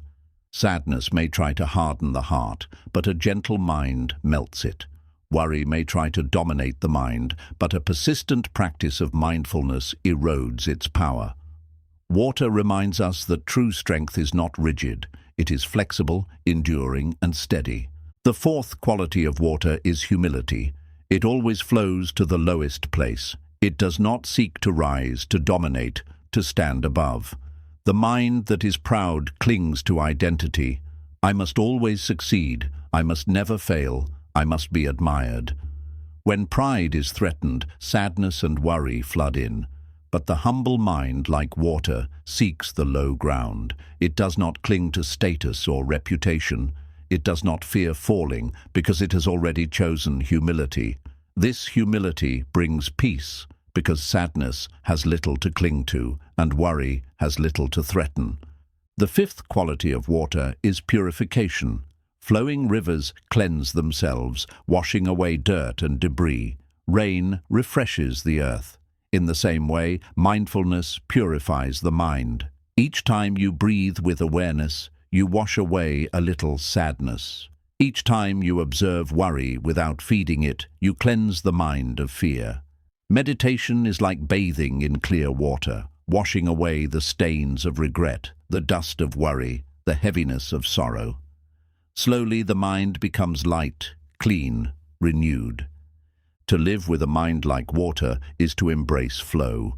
Flow means trusting the natural rhythm of life. Just as rivers move toward the ocean, life moves through seasons, joy and sorrow, gain and loss, beginnings and endings. Sadness arises when we cling to one season, demanding it never change. Worry arises when we fear the next season before it arrives. But flow reminds us that every season belongs, that every season passes, that no season defines the whole river. When you live in flow, you stop clinging to the banks, you stop fearing the rapids, and you trust the journey. Buddhist practice offers many ways to cultivate a mind like water. Breath meditation teaches you flow. Each inhale arises, each exhale fades, like waves on the surface. You do not cling to one breath or fear the next. You simply flow. Walking meditation teaches adaptability. With each step, you meet the ground as it is, soft, hard, smooth, rough. You do not demand it change, you adapt. Loving kindness meditation teaches purification. Each wish of goodwill, may I be peaceful, may others be free from suffering, washes the mind, softening sadness, easing worry. In all these practices, the lesson is the same: flow like water, and sadness and worry lose their grip. There is an old Zen saying, "Be like water, my friend." Water does not strive, it does not resist, it does not fear, it simply flows, finding its way, carving its path, nourishing all it touches. The more you embody this quality, the freer you become. Sadness may still visit, but it cannot flood you because you flow. Worry may still knock, but it cannot trap you because you flow. A mind like water cannot be broken. It bends, it adapts, it endures. Living with a mind like water also transforms your relationships. Instead of clinging to people, trying to shape them into what you want, you allow them to flow as they are. You love without chains. You forgive more easily because you know anger is like mud clouding the water. It only hurts the one who holds it. You listen with clarity, reflecting others like a calm lake, so they feel seen and understood. In this way, a mind like water brings peace not only to you, but to everyone around you. Perhaps the greatest gift of a mind like water is freedom. Sadness and worry thrive on resistance. They grow stronger when you fight them, but when you flow, they dissolve. When sadness comes, you allow it, feel it, and let it pass. When worry arises, you acknowledge it, breathe through it, and release it. You no longer dam the river of life with clinging or fear. You allow it to flow, and in that flow, you discover that you are greater than any storm, freer than any chain, and more resilient than you ever imagined. So the lesson is this: train your mind to be like water, adaptable, clear, gentle yet strong, humble, purifying, flowing. In this way, you rise above sadness without denying it. You dissolve worry without feeding it. You live not as a rigid stone, brittle and breakable, but as flowing water, steady and free. A mind like water cannot be broken, cannot be trapped, cannot be owned by sadness or worry. It flows, always, toward peace. Silence, the hidden medicine for sadness and worry. In today's world, noise fills every corner of our lives. There is the constant chatter of people, the endless buzz of technology, the weight of responsibilities, and perhaps most of all, the noise within our own minds. Sadness thrives in this noise, repeating painful stories again and again, never allowing the heart to rest. Worry thrives in this noise, filling the silence with imagined fears, loud with what if and what next. We become so accustomed to this noise that we forget there is another way of being. The Buddha and many great teachers across traditions remind us of a simple truth. Silence is not emptiness, it is medicine. It is in silence that we see clearly, that we breathe freely, that we discover the peace hidden beneath the storms of sadness and worry. Silence is not just the absence of words, it is the stillness beneath the noise. You can be in a quiet room and still be restless inside, your thoughts louder than the world outside. And you can be in a busy marketplace yet carry a deep inner silence, untouched by the chaos around you. True silence is an inner state. a spacious awareness that is always available, waiting beneath the surface of our noisy thoughts. To cultivate this silence is to cultivate freedom, because in silence, sadness and worry lose their power. When sadness fills the mind, it often does so with noise, the noise of memory. It plays old scenes like a broken record. Why did this happen? Why did they leave? Why did I fail? The mind becomes a storyteller, endlessly repeating its tale of loss. But in silence, the story slows. You sit quietly, breathing, watching the thoughts pass without adding more words to them. Slowly, the volume lowers. The memory may still be there, but it no longer shouts.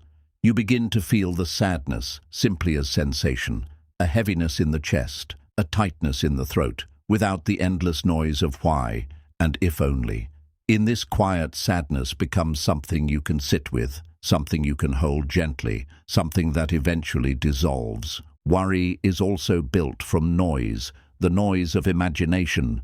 It fills the future with voices. What if I fail? What if I lose everything? What if tomorrow is worse? These voices are loud, endless, insistent, but in silence, they soften. You breathe. You listen to the stillness between thoughts. You notice that the future is not here, that the only sound truly real is this breath, this moment. In that realization, the noise of worry fades. It may still knock at the door, but it no longer takes over the room. Silence has reclaimed the space. The practice of silence has always been at the heart of Buddhist tradition. Monks spend hours, days, even months in silence, not as punishment, but as nourishment. In silence, the mind becomes clear. In silence, the heart becomes soft. In silence, the body relaxes. You do not need a monastery to taste this silence. Even a few minutes each day of sitting quietly, turning off the phone, closing your eyes, and breathing deeply can open the door to this hidden medicine. Silence is also found in nature. Walk into a forest, and even though birds may sing and leaves may rustle, there is a deeper silence beneath it all. Sit by a river, and though the water flows, there is a quiet rhythm that soothes the soul. Watch the night sky, and though stars sparkle, their vast stillness envelops you. These moments remind you that silence is not the absence of sound, but the presence of peace. When you immerse yourself in this kind of silence, sadness and worry lose their sharpness. They become smaller against the vast stillness of existence. Silence also teaches you to listen, not just to others, but to yourself. Most of the time, we do not truly listen to our inner voice because it is drowned out by noise. Sadness may be trying to tell you that you need rest, that you need to grieve, that you need to let go, but you cannot hear it because the noise of judgment and distraction is too loud. Worry may be trying to tell you that something in your life needs attention, that you must prepare, that you must live more mindfully, but you cannot hear it because the noise of panic drowns it out. In silence, you listen. You hear the wisdom beneath the noise. You begin to respond not with fear, but with clarity. Another gift of silence is compassion. When you sit in stillness, you begin to see your suffering more clearly. Instead of running from it, you face it. And when you face it, you begin to soften toward yourself. You place a hand on your heart, breathe and say, "It's okay. I see you. I hear you." This gentle compassion is born from silence. It is not forced. It arises naturally when you stop fighting, stop running, and simply sit. Sadness and worry lose their edge when met with compassion, and silence is the soil in which compassion grows. The world often tells us that silence is empty, that we must always be doing, speaking, achieving. But Buddhism reveals that silence is fullness. It is in silence that the mind discovers spaciousness, that the heart discovers love, that the soul discovers freedom. Silence is not nothing. It is everything. It is the ground upon which peace is built. To cultivate silence, begin with small steps.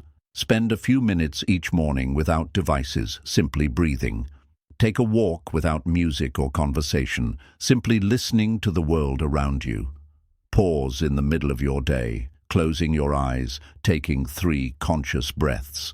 Over time, these small moments of silence accumulate, creating a deeper habit of stillness.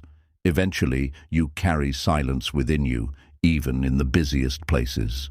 You become like the deep ocean. Waves may crash above, but the depths remain calm. Sadness and worry may still arise, but when you are rooted in silence, they no longer control you. They become like ripples on the surface of a vast, still lake. You notice them, you acknowledge them, but you remain steady beneath. In this way, silence becomes your refuge. Whenever life feels overwhelming, you return to it. You sit quietly, breathe deeply, and remember, I am not the noise. I am the silence beneath it. The Buddha once said, silence is better than meaningless words. This teaching goes beyond speech. It points to the truth that silence is better than meaningless thoughts, better than endless worry, better than the noise of regret. Silence is the medicine that allows you to see clearly, to feel deeply, to love freely, and to live peacefully. So the lesson is this: cultivate silence, not as escape, but as refuge, not as emptiness, but as fullness. In silence, you will find the strength to endure sadness without being broken. In silence, you will find the clarity to face worry without being consumed. In silence, you will discover the truth that peace has always been within you, waiting beneath the noise. Silence is the hidden medicine, the secret path, the quiet answer to the storms of life. Embrace it, and you will walk in freedom. Compassion, the heart's response to sadness and worry. Sadness and worry often make us feel alone. When sorrow weighs heavily on us, we believe no one can truly understand our pain. When worry grips us, we feel isolated in our fear, convinced that others cannot see the storms raging inside our minds. Yet Buddhism reminds us that suffering is not unique to any one person. It is universal. Every living being, no matter how strong or joyful they appear, carries sadness at times and worry at times. And because suffering is shared, the response that heals it is compassion. Compassion is not just kindness. It is the deep recognition of suffering in ourselves and in others, and the choice to meet it with warmth, patience, and love. When you cultivate compassion, sadness softens, worry loosens, and the walls of isolation begin to fall away. The Buddha taught that compassion, karuna, is one of the 4 immeasurable qualities of the awakened heart, alongside loving kindness, empathetic joy, and equanimity. Compassion is immeasurable because it has no boundaries. It can be extended to yourself, to your loved ones, to strangers, even to those who have caused you harm. It is the quality that transforms suffering into connection, that turns pain into understanding, that builds bridges where there were once walls.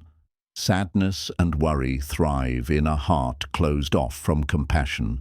They grow stronger when you feel isolated, when you judge yourself harshly, when you see others as separate from you. But when compassion flows, they cannot hold their ground. Compassion is the medicine that heals the wounds of sorrow and dissolves the chains of fear. The first step in compassion is often the most difficult: self-compassion. Many people are harsh with themselves in times of sadness. They scold themselves. I should be stronger. I should not feel this way. I should already be over it. Or in times of worry they say, why am I so anxious? Why can't I stop thinking like this? This inner harshness only deepens the suffering. Instead of being comforted, the heart feels attacked from within. But self-compassion says something different. It places a gentle hand on your heart and whispers, it's okay to feel sadness. It's okay to feel worry. You are human, and this is part of being alive. May I be gentle with myself in this moment. May I give myself the same kindness I would offer a dear friend. Imagine a child who is frightened or grieving. Would you scold the child, telling them to stop crying, to stop worrying, to be stronger? Or would you hold them, comfort them, and let them know they are safe? Self-compassion means treating yourself with that same tenderness. When sadness arises, instead of drowning in judgment, you breathe and say, "This is hard, but I am here for myself." When worry arises, instead of spiraling into fear, you say, "I see my fear, and I will sit with it patiently." This simple shift changes everything. Sadness loses its sting because you are no longer adding self-criticism to it. Worry loses its grip because you are no longer adding fear of fear. Compassion for others is the next step. When you see sadness in someone else, your own pain reminds you of theirs. When you notice worry in another, you recognize the shared struggle of being human. Compassion does not mean fixing their problems, it means being present, listening, offering kindness. Sometimes just saying, "I understand this is hard for you," is enough to lighten someone's burden. Sometimes simply sitting quietly with them in their sorrow is more healing than any words. Compassion does not always need grand gestures. It is born in small acts: a smile, a kind word, a patient ear, a gentle presence. One of the practices Buddhism teaches for cultivating compassion is Tonglen, or sending and receiving.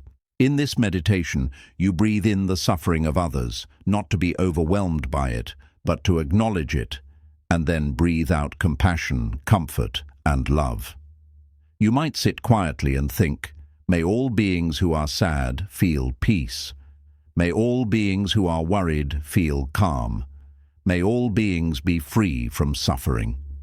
At first it may feel like just words, but over time the heart begins to open. You realize that your sadness is not separate from the sadness of others, and your worry is not separate from theirs. This connection dissolves isolation. You are not alone. We are all walking through suffering together. And in that realization, compassion naturally flows. Compassion also transforms the way you experience your own sadness and worry. When you feel sorrow, compassion says, "May I use this pain to understand others better. May my suffering teach me kindness."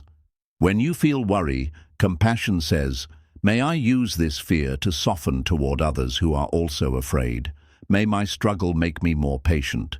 In this way, your suffering is not wasted. It becomes fuel for compassion.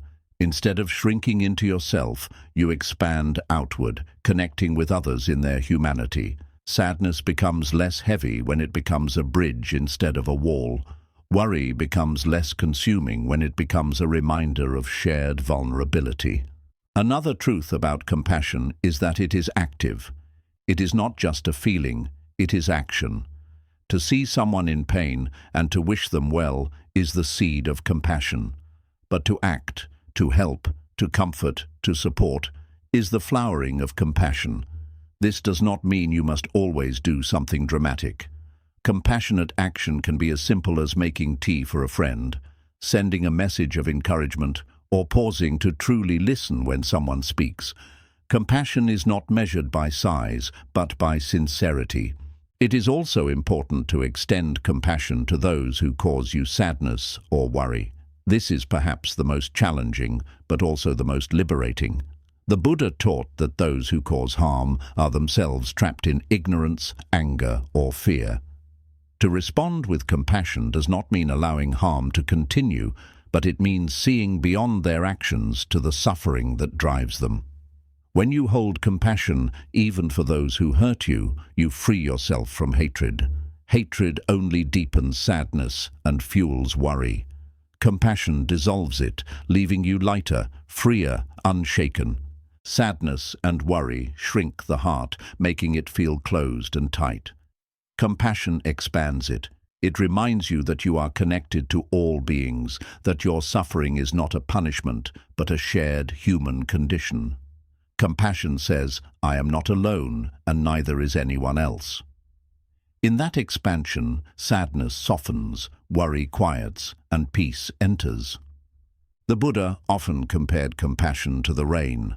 When rain falls, it does not choose where to land. It nourishes all, without discrimination, the flowers, the weeds, the trees, the soil. In the same way, compassion does not pick and choose. It extends to all, friends and strangers, those you love and those you struggle with, yourself and others alike. And just as rain softens the hardest ground, compassion softens the hardest sorrow. So the lesson is this: cultivate compassion. Begin with yourself, treating your sadness and worry not with judgment, but with kindness. Extend it to others, remembering that all beings share in suffering. Let it guide your actions, however small, into gestures of care, and even extend it to those who cause you pain, so that your heart remains free of hatred. Compassion is not weakness, it is strength. It is the strength to face suffering without turning cold. It is the strength to meet fear without shrinking. It is the strength to remain open in a world that so often closes. When compassion flows, sadness loses its sharp edge, worry loses its tight grip, and peace begins to fill the space they once occupied. Compassion does not erase suffering from life, but it transforms the way you carry it. No longer heavy, it becomes light. No longer isolating, it becomes connecting. No longer endless, it becomes meaningful. With compassion, you walk not as a prisoner of sadness and worry, but as a healer, for yourself, for others, for the world.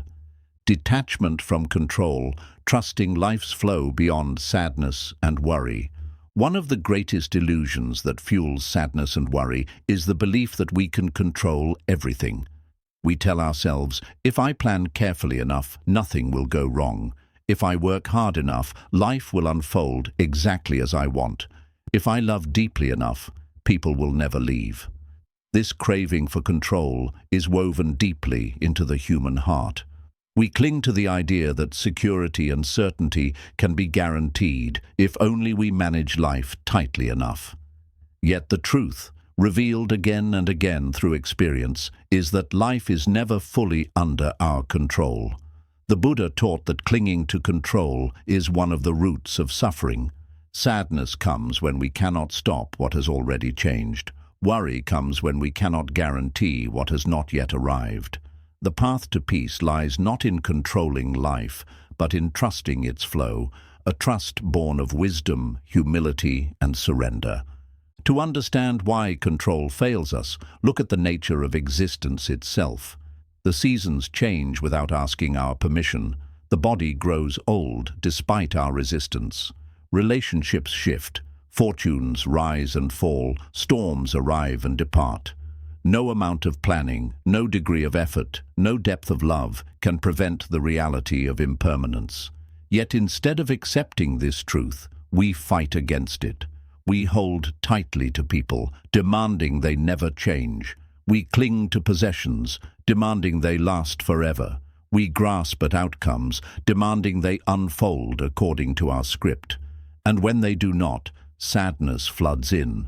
When the future remains uncertain, worry arises. Imagine trying to hold water in your fists. The tighter you squeeze, the faster it slips through your fingers. Control works the same way. The more desperately you cling, the more life seems to resist. But if you open your hands, if you allow the water to rest gently on your palms, it stays for a while, reflecting the sky before flowing on. Detachment from control is not passivity, it is wisdom. It is the choice to hold life gently, to allow it to flow, to trust that you can meet whatever comes with calm awareness instead of desperate grasping. When sadness arises, it often comes with thoughts like, "This should not have happened. I should have been able to stop it." This is the voice of control. It insists that the past should have been different, that we should have had power over things that were never truly ours to manage. But the past cannot be changed, no matter how tightly we hold it. The only way to free ourselves from sadness is to release the illusion that we could have controlled it. to say gently, "It has happened. It was beyond me. I accept, and I release." In this acceptance, sadness loses its chains. When worry arises, it whispers, "What if this happens? What if I fail? What if I lose everything?" This too is the voice of control. It believes that by imagining every possible outcome, by worrying enough, we can somehow guarantee safety. But worry does not prevent the future. It only steals the present. The way to free ourselves from worry is to release the illusion that we can control tomorrow. To say, "The future will arrive in its own time. I will prepare wisely, but I cannot control it. I will meet it when it comes." This trust dissolves the grip of worry. The Buddha often compared life to a river. It flows on its own, carrying us from moment to moment. We cannot stop the river, we cannot control its currents, but we can learn how to float, how to swim, how to move with it. To resist is to drown. To surrender is to flow. This surrender is not weakness, it is strength. It takes great courage to stop fighting against the inevitable, to release the craving for control, to trust that you are carried by something larger than yourself. Meditation is one of the best ways to practice this release. When you sit quietly, the mind often tries to control your experience. It says, "Stay calm, do not wander, do not feel this." But meditation teaches you to let go. You observe the breath as it is, sometimes deep, sometimes shallow. You watch thoughts as they arise, sometimes pleasant, sometimes painful. You allow them all without clinging, without resisting. Each time you do this, you practice detachment from control. You learn to trust the flow of your inner world. Over time, this trust extends outward into the flow of life itself. Another practice is mindfulness in daily life. When you eat, instead of controlling the experience, wishing the meal were different, rushing to the next task, you savor what is present. When you walk, instead of controlling the pace of life, you feel each step. When you talk with someone, instead of controlling the conversation, you listen deeply. In these small moments, you discover freedom. You realize that peace is not in controlling every detail, but in being present with what is. Trusting life's flow also transforms relationships. Much sadness and worry come from trying to control others, expecting them to love us in specific ways, to behave according to our wishes, to stay with us forever. But others, like us, are impermanent, always changing, always flowing. When we try to control them, we create suffering for both sides. But when we release control, we love more freely. We allow others to be themselves, to change, to grow. Our love becomes lighter, purer, without the heaviness of fear. We still care deeply, but we no longer cling desperately. This is the freedom of non-controlling love. One of the deepest aspects of detachment from control is humility. We often believe we are the masters of our lives, but the truth is that countless forces beyond us shape every moment. The weather, the economy, the choices of others, even the beating of our own hearts, which we cannot control. Recognizing this humbles us, but it also liberates us. It reminds us that we do not need to carry the impossible burden of controlling everything. We need only to live wisely, to act with awareness, and to trust the larger flow. In this humility, sadness softens and worry fades, because the illusion of total control is gone. Detachment from control also opens the door to gratitude. When you stop demanding that life obey your commands, you begin to see it as a gift. Each moment, each breath, each person becomes something to appreciate, not something to control. Gratitude naturally arises when control dissolves, and gratitude is the natural enemy of sadness and worry. A grateful heart does not cling to the past or fear the future. It rests in the present, content and free. There is a story of a monk who carried a lantern while walking at night. One evening, a gust of wind blew out the flame. Instead of panicking or cursing the wind, the monk smiled and continued walking, trusting the path ahead. He said, "The flame was never mine to keep. The darkness is not mine to fear. The path will still carry me home." This story captures the essence of detachment from control. The flame represents what we cling to: comfort, certainty, predictability. The wind represents life's unpredictability. The monk's smile represents wisdom, the recognition that peace does not come from controlling the wind, but from trusting the path. So the lesson is this: let go of control. Accept the past as unchangeable. Release the future as unknowable. Live fully in the present, not as its master, but as its companion. Trust life's flow as the river trusts the ocean. Trust that sadness, like rain, will fall and pass. Trust that worry, like clouds, will form and dissolve. Trust that you have within you the strength to face whatever comes, not because you control it, but because you flow with it. When you release the illusion of control, you discover freedom. Sadness loses its weight, worry loses its grip, and life becomes lighter, gentler, more spacious. You live not as a prisoner of fear, but as a friend of life. And in that friendship, you discover peace that no storm can take away. Equanimity, the unshakable balance beyond sadness and worry. If we look closely at the roots of sadness and worry, we find imbalance. Sadness pulls us too far into the past, binding us to what is gone. Worry pushes us too far into the future, chaining us to what has not yet arrived. At times, we are lifted too high by joy and cling to it desperately, fearing its loss. At other times, we are dragged too low by sorrow and believe it will never end. We are tossed about by the winds of life, gain and loss, praise and blame, success and failure, pleasure and pain. Without balance, we live like a small boat in a storm, forever thrown from one wave to another. But Buddhism offers an ancient, steadying wisdom: equanimity. Equanimity, upekkha, is the unshakable calm of a balanced mind. It is not coldness or indifference, as some might think. Instead, it is warmth and presence without attachment. It is the ability to care deeply without being consumed, to feel fully without being enslaved, to live in the world without being trapped by it. Equanimity is the heart of freedom, because when you are balanced, sadness cannot drown you, worry cannot chain you, and even joy cannot control you.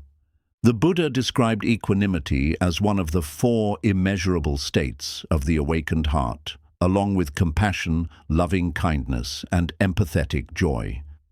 It is immeasurable because its depth has no end. A person with equanimity sees the rise and fall of all things with clarity.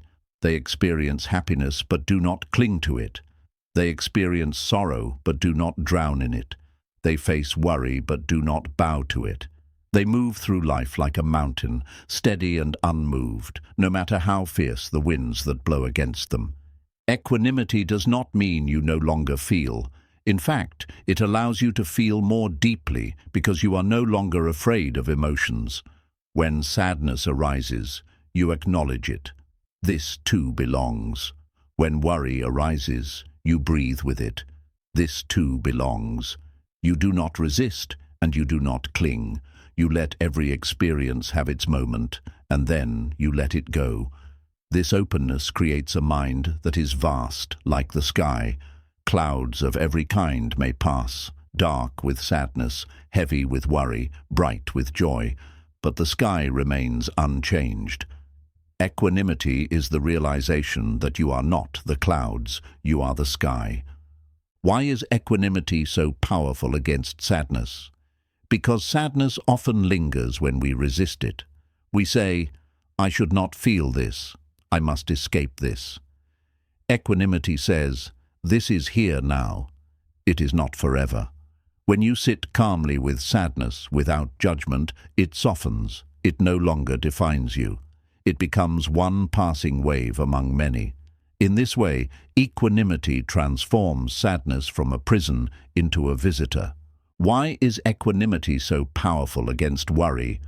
Because worry thrives on imbalance, on clinging to imagined futures, on fearing the unknown. Equanimity rests in trust. The future will arrive in its own time. I will meet it with calm. This balance cuts the roots of worry. You prepare for the future wisely, but you do not cling to the illusion of control. You act with care, but you rest with peace. Equanimity also transforms how you face the ups and downs of daily life. Praise no longer inflates you, and blame no longer destroys you. Gain no longer makes you greedy, and loss no longer makes you despair. Success brings joy, but not arrogance, and failure brings lessons, but not self-hatred. This balance frees you. It allows you to live fully without being enslaved by the rise and fall of conditions. The practice of equanimity begins with mindfulness. Sit quietly and watch your thoughts. Notice how quickly the mind clings to pleasant ones and resists unpleasant ones. Notice how easily it is thrown off balance. Then practice returning to the breath, to the body, to the present. Each time you return, you strengthen balance. Each time you refuse to chase or to resist, you cultivate equanimity. Over time, this balance begins to enter your daily life. Another practice is reflection on impermanence. Remind yourself that everything changes. Joy comes and goes, sorrow comes and goes, praise comes and goes, blame comes and goes. Nothing lasts forever. When you truly see this, you stop clinging so tightly. You enjoy joy without fear of losing it. You endure sorrow without believing it will last forever. This balanced vision is equanimity. Equanimity also arises from compassion. When you open your heart to the suffering of others, you realize sadness and worry are not yours alone. Everyone walks with them. This shared humanity creates balance. You no longer see yourself as singled out by fate, but as part of the great flow of life. Compassion balances the heart, softening its extremes and bringing calm steadiness. There is a famous story in the Buddhist tradition. A farmer lost his horse, and his neighbors said, "How unlucky." The farmer simply replied, "Maybe." The next day, the horse returned with 3 wild horses, and the neighbors said, "How lucky." Again the farmer said, "Maybe." Later, his son tried to ride one of the wild horses, fell and broke his leg. The neighbors cried, "How unlucky." The farmer calmly replied, "Maybe." Soon after, soldiers came to conscript young men into war, but the son was spared because of his broken leg. The neighbors said, "How lucky." And again the farmer said, "Maybe." This story shows equanimity. The farmer did not cling to good fortune, nor despair in misfortune. He accepted life as it unfolded, knowing that its meaning is always changing. This is the calm of equanimity, the wisdom to stay steady no matter what happens. When you cultivate equanimity, sadness still arises, but it does not overwhelm you. You say, "This is sorrow, I will sit with it." Worry still appears, but it does not chain you. You say, "This is fear, I will breathe with it." Joy still visits, but you do not cling to it. You say, "This is happiness, I will savor it while it lasts." In this balance, life becomes lighter. You stop swinging between extremes. You discover a steadiness that nothing can shake. Equanimity does not remove you from life. It does not make you passive. In fact, it makes you more engaged because you are no longer afraid of change. You act with wisdom, love, and care, but you do not cling to results. You give fully, but you are not enslaved by expectations. You face challenges, but you are not consumed by fear. You live in the world, but you are not trapped by it. This is true freedom. So the lesson is this. Cultivate equanimity, balance joy and sorrow, balance gain and loss, balance praise and blame, balance the past and the future. In this balance, sadness cannot drown you and worry cannot chain you. You stand steady like a mountain, open like the sky, calm like the deep ocean. Equanimity is the highest peace, the unshakable calm, the freedom that no storm can touch. Acceptance, opening the door to peace beyond sadness and worry. Much of human suffering comes not from what happens, but from our resistance to it. A painful event occurs, and instead of letting ourselves grieve and release, we cling to the thought, "This should not have happened." A fear arises about the future, and instead of facing it calmly, we feed it with the thought, "This must not happen." This resistance, this refusal to accept life as it unfolds, is the root from which sadness and worry grow. Sadness grows when we resist the past. Worry grows when we resist the uncertainty of the future. But Buddhism teaches a profound truth. Peace begins with acceptance. Acceptance does not mean passivity. It does not mean you stop acting, stop caring, or stop seeking change. Acceptance means opening your heart to reality as it is, instead of fighting against it. It is the doorway through which sadness and worry lose their control. Acceptance is often misunderstood. Many think it means giving up, resigning yourself to pain, letting life walk over you. But true acceptance is active. It is courage. It takes strength to look at reality without denial, without illusions, without demands. Acceptance is the opposite of weakness. It is the strength to say, "This is what is here now. I may not like it, but I will face it. I will meet it with wisdom instead of resistance." In this spirit, acceptance becomes the soil where healing grows. Consider sadness. Often we make our sadness heavier by telling ourselves it should not exist. We say, "I should be stronger. I should not feel this pain. This loss should not have happened." But every time we say "should not," we fight against reality, and that fight multiplies the suffering. Acceptance means allowing sadness to be what it is. It means sitting with it and saying, "This hurts, this is difficult, but this is my reality right now." Paradoxically, when you stop resisting sadness, it begins to soften. The tears flow, the heart releases, and slowly, space for peace returns. The sadness may still be there, but it no longer chains you. Worry, too, thrives on resistance. We feel anxious because the future is uncertain, and instead of accepting that uncertainty, we fight it. We demand certainty in a world that has never offered it. We tell ourselves, "I must know, I must control, I must prepare for every possible outcome." But this battle is unwinnable. No one can control tomorrow. Acceptance here means saying, "The future is unknown. That is the truth. I will prepare where I can, but I cannot control everything. I will meet tomorrow when it arrives. For now, I return to this moment." When you accept uncertainty instead of resisting it, worry loses its grip. The future no longer terrifies you, because you no longer demand that it be fixed. The Buddha taught that suffering comes from craving and aversion, clinging to what we want and resisting what we dislike. Acceptance is the antidote to both. It loosens our clinging and softens our resistance. It allows us to live with life as it truly is, not as we wish it to be. This does not mean you stop striving for goodness or change. It means that while you strive, you do not resist the present moment. You accept the starting point, even if it is painful. You accept that impermanence is real, even if it feels unfair. You accept that uncertainty is part of life, even if it frightens you.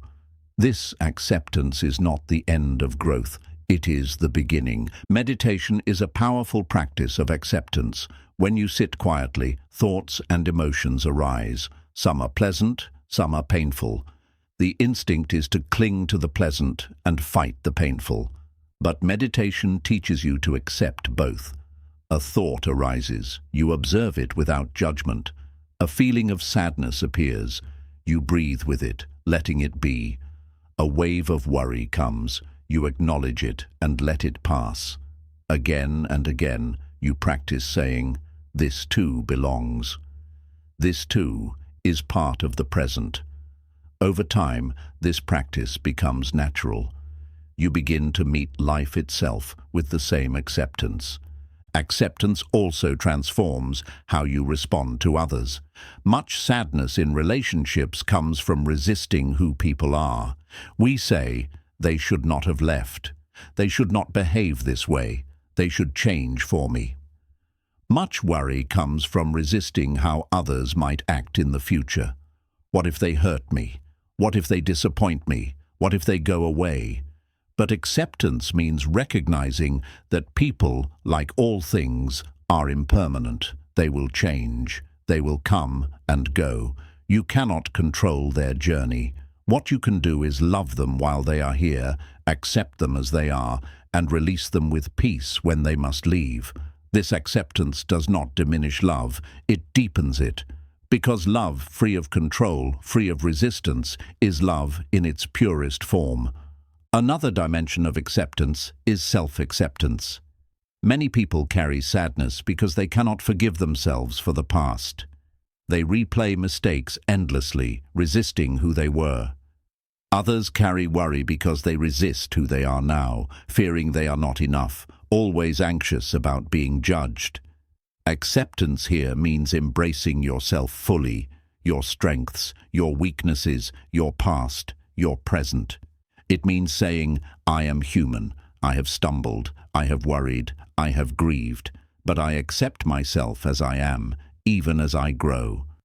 Self-acceptance does not mean you stop improving, it means you stop fighting yourself. And when the fight ends, peace enters. Acceptance also brings wisdom about time. Much of our suffering comes from living outside the present. Sadness keeps us in the past. Worry drags us into the future. Acceptance anchors us here. It says, this is the moment I am in. I do not resist it. I do not run from it. I accept it. This does not mean every moment is pleasant, but even unpleasant moments become bearable when we stop resisting them. A painful emotion accepted is lighter than a painful emotion resisted. An uncertain future accepted is calmer than an uncertain future resisted. Acceptance does not erase difficulty, but it makes difficulty livable. There is a Zen story about a man who was chased by a tiger. Running for his life, he fell over a cliff and caught hold of a vine. Above him, the tiger roared. Below him, more tigers waited. Then he saw a strawberry growing beside the vine. He reached out, plucked it, and ate it. It was the sweetest strawberry he had ever tasted. This story illustrates acceptance. The man could have resisted reality, consumed entirely by sadness about his fate or worry about the future. But instead, he accepted the moment as it was. And in that acceptance, even in the face of death, he found joy. Acceptance does not mean ignoring injustice or refusing to act. The Buddha himself acted to relieve suffering. Acceptance means starting from reality, not illusion. If there is injustice, you accept that it exists, and then act wisely to change it. If there is sorrow, you accept that it is present, and then care for yourself with compassion. If there is uncertainty, you accept it, and then take mindful steps forward. Acceptance makes action more powerful because it is rooted in truth, not in denial or resistance. So the lesson is this: cultivate acceptance. Accept the past as unchangeable. Accept the future as uncertain. Accept the present as it is. Accept others as they are. Accept yourself as you are. This acceptance is not the end of growth. It is the beginning of peace. When you accept, sadness no longer chains you because you stop resisting what has already passed. When you accept, worry no longer controls you because you stop demanding certainty about what has not yet come. Acceptance is the open door through which freedom enters. The Buddha once said, "Peace comes from within. Do not seek it without." Acceptance is that inner peace. It is the moment you stop fighting reality and begin to flow with it. It is the moment you open your hands, release your grip and say, "This is what is here, and I will meet it with calm." In that moment, sadness and worry fade like shadows at dawn. They may still appear, but they no longer control you, because you have discovered the truth. Acceptance is freedom. We began this journey with the recognition that sadness and worry are two of the greatest thieves of inner happiness. They enter quietly, sometimes unnoticed, and before long they begin to shape how we see ourselves, how we see others, and how we see life itself. Sadness ties us to the past, making us carry burdens that no longer belong to us. Worry ties us to the future, chaining us to fears that may never arrive. Between them, the present moment, the only moment in which life is truly lived, is stolen away. The Buddha, in his deep compassion, offered us a way to reclaim what sadness and worry have taken, not by escaping life, not by silencing the heart, but by walking a path of wisdom, compassion, and mindfulness. Every lesson we explored has been a stepping stone on this path. Each one points us back to the same truth. Suffering is real, but it is not final. Peace is possible, but it is found not in controlling life, not in clinging to what cannot last, but in transforming the way we see and respond to life as it unfolds. We saw that sadness and worry are impermanent, like clouds drifting across the vast sky. They come and go, but they do not define the sky itself. We discovered that by loosening our attachment, our desperate need to cling to people, outcomes, and identities, we create space in which peace can arise. We learned that compassion, both for ourselves and for others, softens the sharp edges of sorrow and dissolves the tight grip of fear. We reflected on silence, equanimity, acceptance, and letting go, not as abstract ideas, but as living practices that free the heart moment by moment. Through all of this, a single thread runs. Freedom lies not in changing life, but in changing our relationship to it. Sadness and worry may still appear, but they no longer need to control us.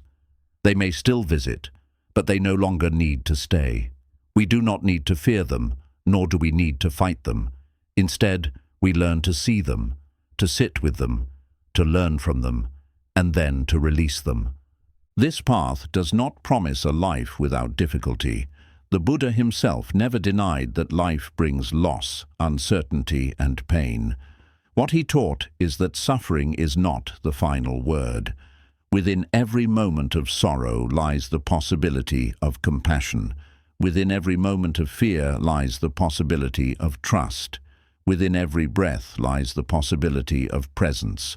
Sadness and worry may visit every human heart, but they do not have to own it. When you cultivate a mind like water, adaptable and clear, sadness cannot harden you. When you walk the middle path of balance, worry cannot toss you endlessly between extremes. When you practice non-attachment, life's changes do not crush you. When you cultivate acceptance, you stop fighting what has already happened and fearing what has not. When you embrace impermanence, you realize that nothing, not joy, not sorrow, not fear, lasts forever. When you practice compassion, silence, gratitude, and equanimity, your heart becomes vast, spacious, and free. And when you live in the present moment, sadness and worry simply cannot survive. The ultimate teaching of Buddhism is not that suffering disappears, but that suffering can be transformed. The fire that once burned you becomes the fire that lights your path. The chains that once bound you become the lessons that set you free. The tears that once blinded you become the water that nourishes compassion.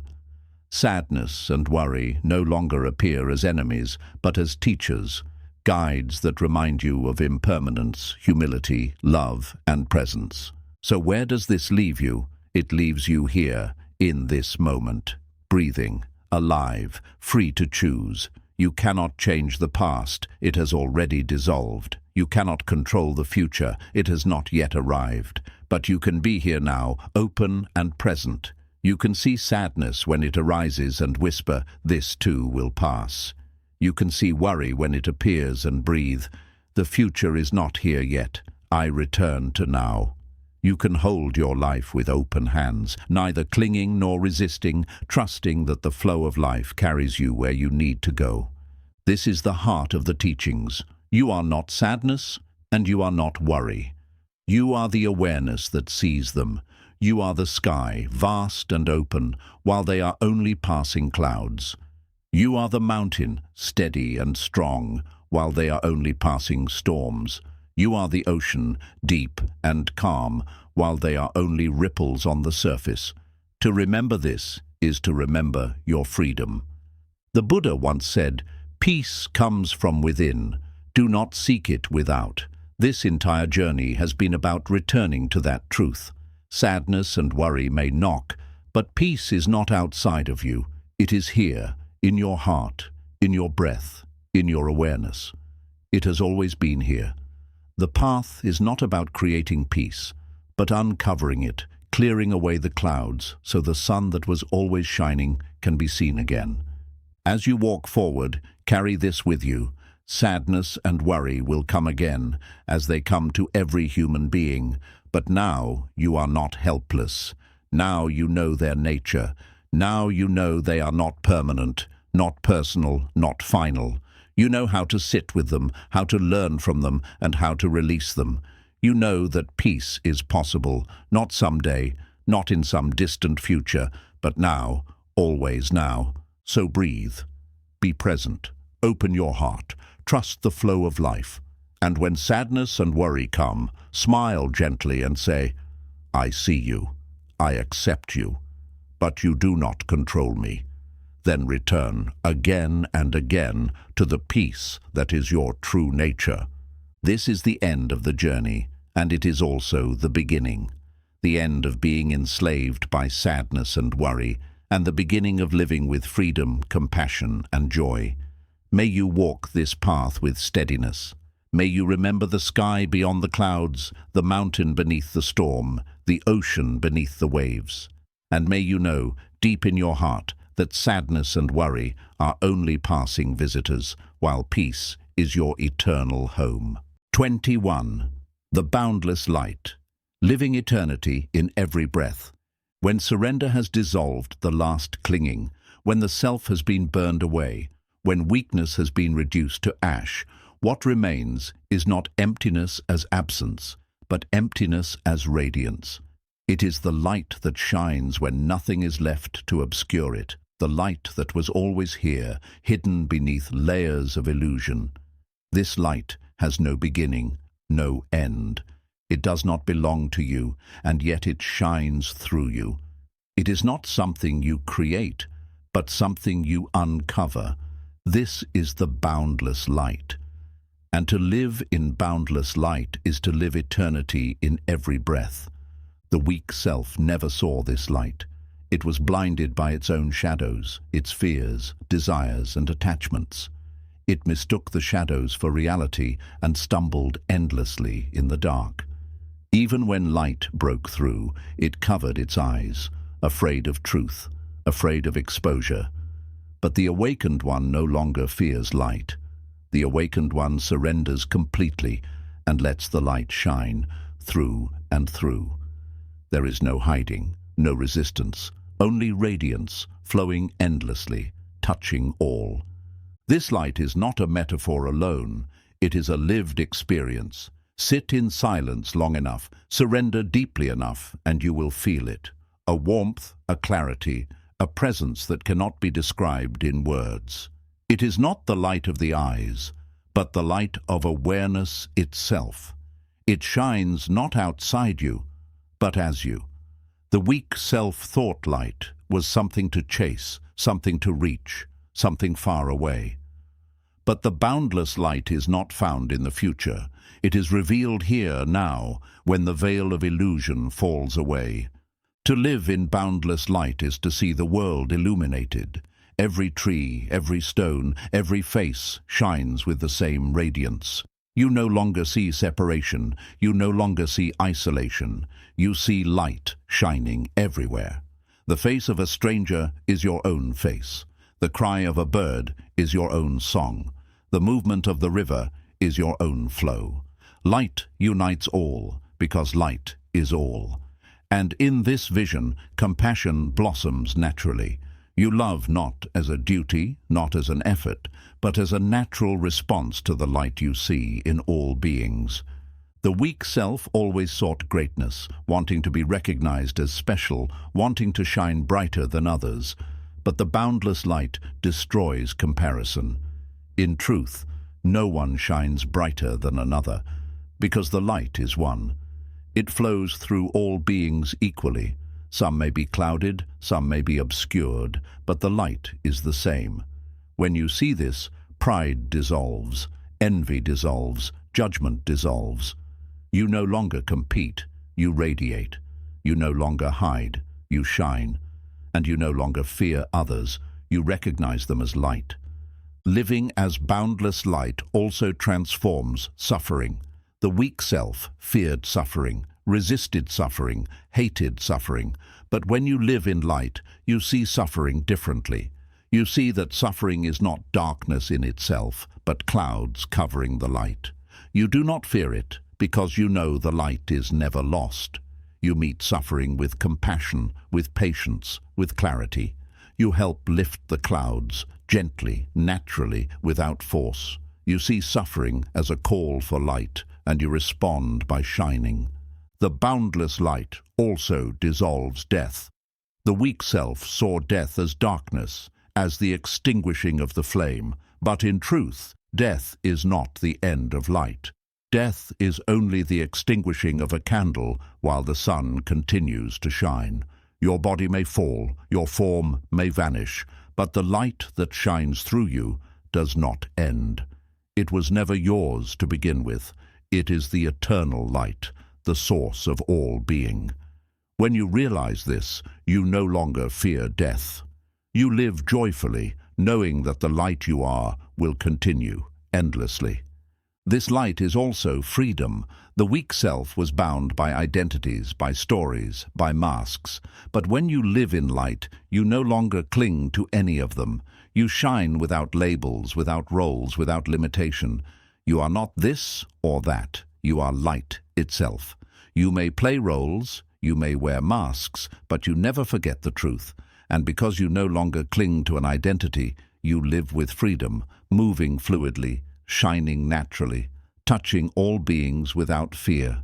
To live eternity in every breath means to live as this light, not waiting for tomorrow, not clinging to yesterday, but shining fully here and now. Each breath becomes sacred because each breath contains eternity. When you inhale, you feel the universe entering. When you exhale, you feel the universe flowing out. In this simple rhythm, eternity shines. You do not need to chase great visions. You do not need to achieve great deeds. Every breath is already enough, already eternal, already radiant. How do you practice living in boundless light? Begin by noticing the light within. Sit quietly and feel the presence that shines beneath thoughts and emotions. It is always there, steady, luminous, clear.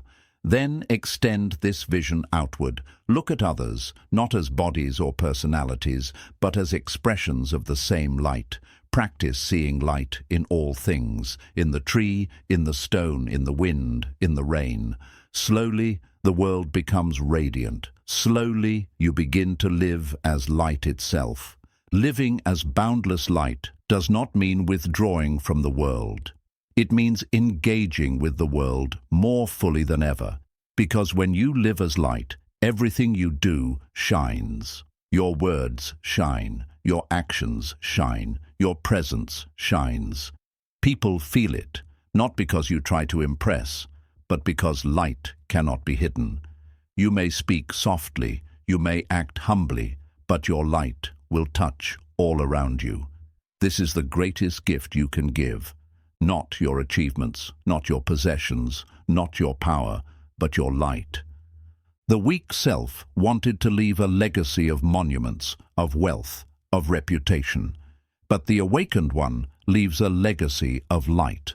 Long after the words are forgotten, long after the deeds are gone, the light remains. It shines in the lives you touched. in the compassion you shared, in the truth you embodied.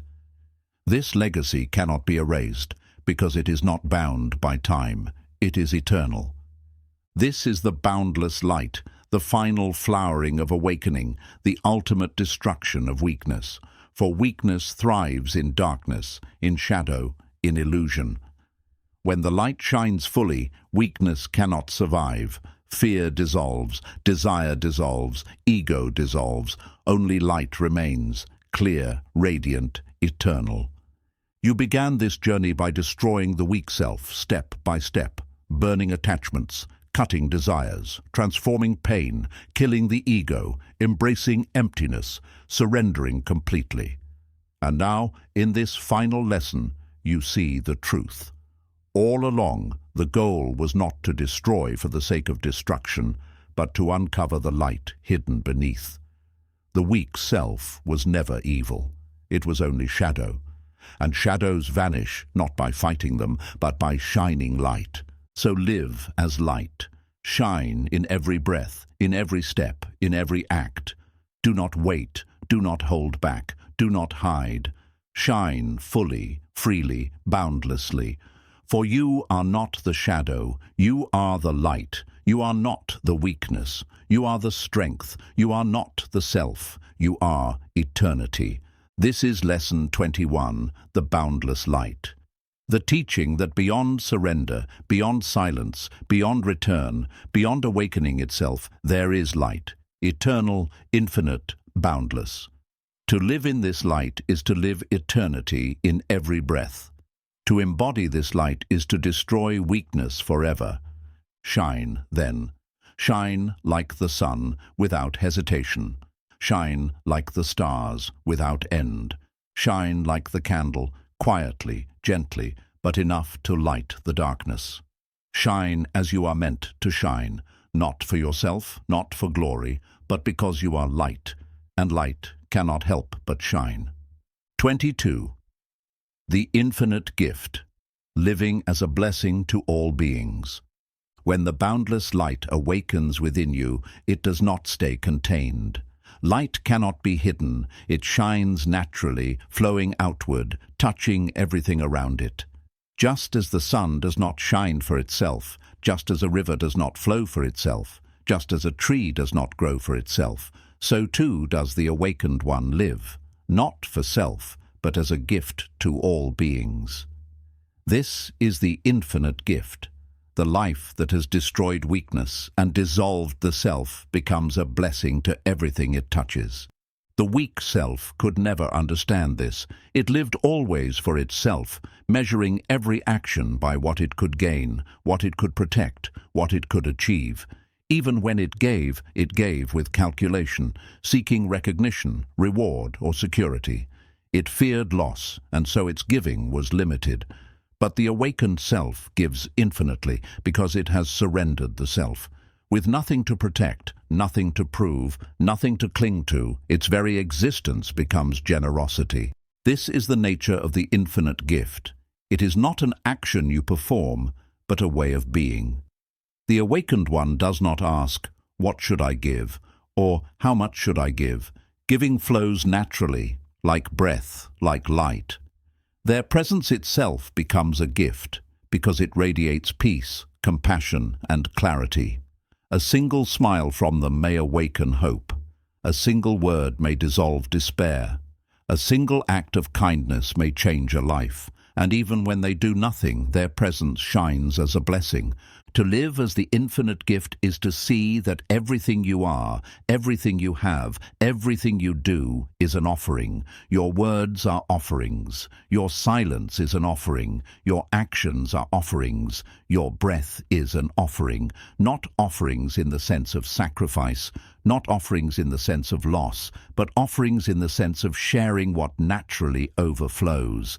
A flower blooms and offers its fragrance. A bird sings and offers its song. A star shines and offers its light. You, too, live as an offering. This does not mean you must give away all possessions or abandon all responsibility. The infinite gift is not about quantity, it is about quality. It is about living in such a way that your every act carries compassion. When you speak, your words uplift. When you listen, your presence heals. When you work, your effort serves. When you rest, your peace inspires. The infinite gift is not occasional charity. It is the transformation of your whole life into blessing. The weak self resisted this path because it feared depletion. It said, if I give too much, I will be empty. If I serve too much, I will lose myself. But this fear belongs only to the self that clings. In truth, the more you give, the more you discover the infinite nature of your being. A candle does not lose its flame by lighting another candle. A river does not dry up by quenching thirst. The sun does not weaken by shining on all. In the same way, the awakened one gives infinitely, and the more they give, the more they overflow. Because the source of their giving is not the limited self, it is the boundless light itself. This is why generosity is called a perfection in Buddhism. It is not simply the act of giving, it is the recognition that your true nature is inexhaustible. You cannot run out of love, because love is infinite. You cannot run out of compassion, because compassion is the nature of reality itself. You cannot run out of light, because light is what you are. To live as the infinite gift is to align with this truth, to stop clinging in fear, and to let life flow through you endlessly. The infinite gift also transforms relationships. The weak self approached others with expectation. What can I gain from them? How will they treat me? What do I deserve? It judged, demanded, calculated. But the awakened one approaches others only to give, only to bless, only to serve. Not because they must, not because they owe, but because giving is their nature. And in this giving, paradoxically, they receive more than the weak self ever could. Because their joy comes not from taking, but from seeing others touched by light. Living as the infinite gift also heals the world. The world is full of suffering, full of hunger, full of wounds. The weak self responded to this either with despair, believing it could do nothing, or with apathy, choosing to ignore. But the awakened one sees that even the smallest act of giving ripples infinitely. A kind word may spread through countless lives. A moment of compassion may transform generations. No act of giving is wasted, because light never ends. It flows onward, touching lives beyond what you can imagine. The infinite gift also dissolves the illusion of ownership. The weak self said, "This is mine, my wealth, my power, my knowledge, my time." It clung to possessions, fearing loss. But the awakened one sees that nothing is mine. All things flow through us: food, water, breath, even life itself. They are given freely by the universe, and to cling to them as mine is an illusion. When you surrender ownership, giving becomes natural. You are simply passing on what was never yours to begin with. To live as the infinite gift also means giving beyond material things. You give understanding when someone feels unseen. You give patience when someone struggles. You give silence when someone needs space. You give presence when someone is lonely. These gifts are greater than wealth because they touch the heart directly. And the beauty of such giving is that it costs nothing, because it arises from your infinite nature, not from limited possessions. The infinite gift is also forgiveness. The weak self clung to grudges, holding wounds like treasures, replaying them endlessly. But the awakened one gives forgiveness freely, not because the other deserves it, but because forgiveness is freedom. To forgive is to give release, to give peace, to give light. And in giving it, you free yourself as well. Forgiveness is one of the deepest gifts you can give because it dissolves chains for both yourself and others.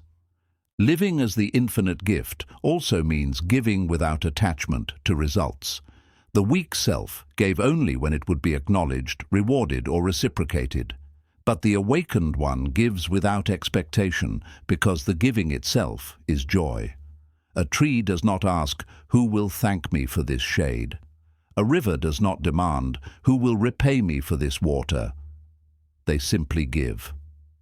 In the same way, the awakened one lives as an offering, asking for nothing in return. Their joy is in the act of giving itself. How do you practice the infinite gift? Begin where you are. Give kindness to those around you. Give patience when you feel irritation. Give gratitude for the small blessings of life. Give silence instead of judgment. Give a listening ear instead of distraction. Give what you can, not to prove yourself, not to earn merit, but to let the light flow. Slowly, giving becomes your nature. Slowly, you stop clinging. Slowly, you discover that you were never meant to hoard. You were always meant to shine. The infinite gift is not only for others, it blesses you as well. Because when you give, you dissolve the illusion of separation. You stop living in the prison of me and expand into the whole. You discover joy not in taking, but in sharing. You discover strength not in holding, but in releasing. You discover freedom not in protecting, but in offering. Giving becomes the proof of your awakening, the living embodiment of the boundless light. This is Lesson 22, the infinite gift. To live not for yourself, but as a blessing to all beings. To destroy weakness, not by hoarding, not by clinging, not by protecting, but by giving endlessly, fearlessly, joyfully. To see that your life itself is the gift, your presence itself is the offering, your being itself is the blessing. So live as the infinite gift, shine as light, flow as river, bloom as flower. Give without fear, without limit, without end. For in truth, you are not giving from yourself. You are giving the universe itself, flowing through you. You are not a small being who gives occasionally. You are the infinite gift, always, everywhere, in every breath. 23. The ocean of compassion, embracing all without exclusion. The infinite gift naturally opens the heart wider and wider until giving itself becomes compassion. Compassion is not pity, not charity, not superiority. It is the recognition of shared being.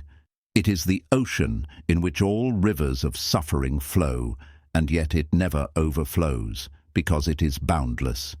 Compassion is the flowering of awakening in the heart, the response of light to darkness, the embrace of truth to illusion. When you destroy the weak self and surrender into boundless light, compassion arises as naturally as breath. You do not force it, you do not manufacture it, you simply become it. The weak self could never live in compassion.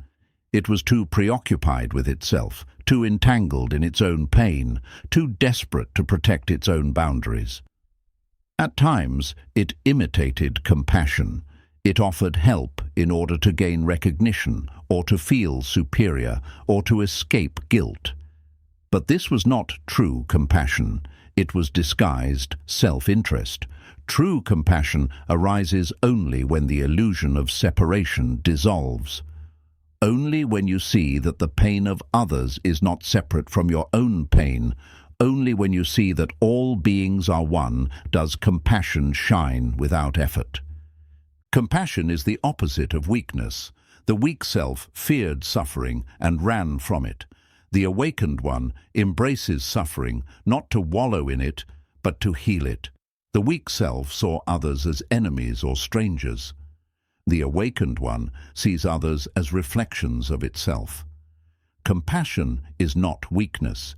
It is the highest strength, because it requires the courage to face suffering directly, the humility to put aside the self, and the love to embrace all beings equally.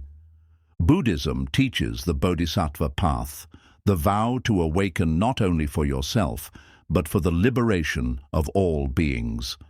This vow is the embodiment of the ocean of compassion. The Bodhisattva does not turn away from the suffering of the world. even after touching liberation.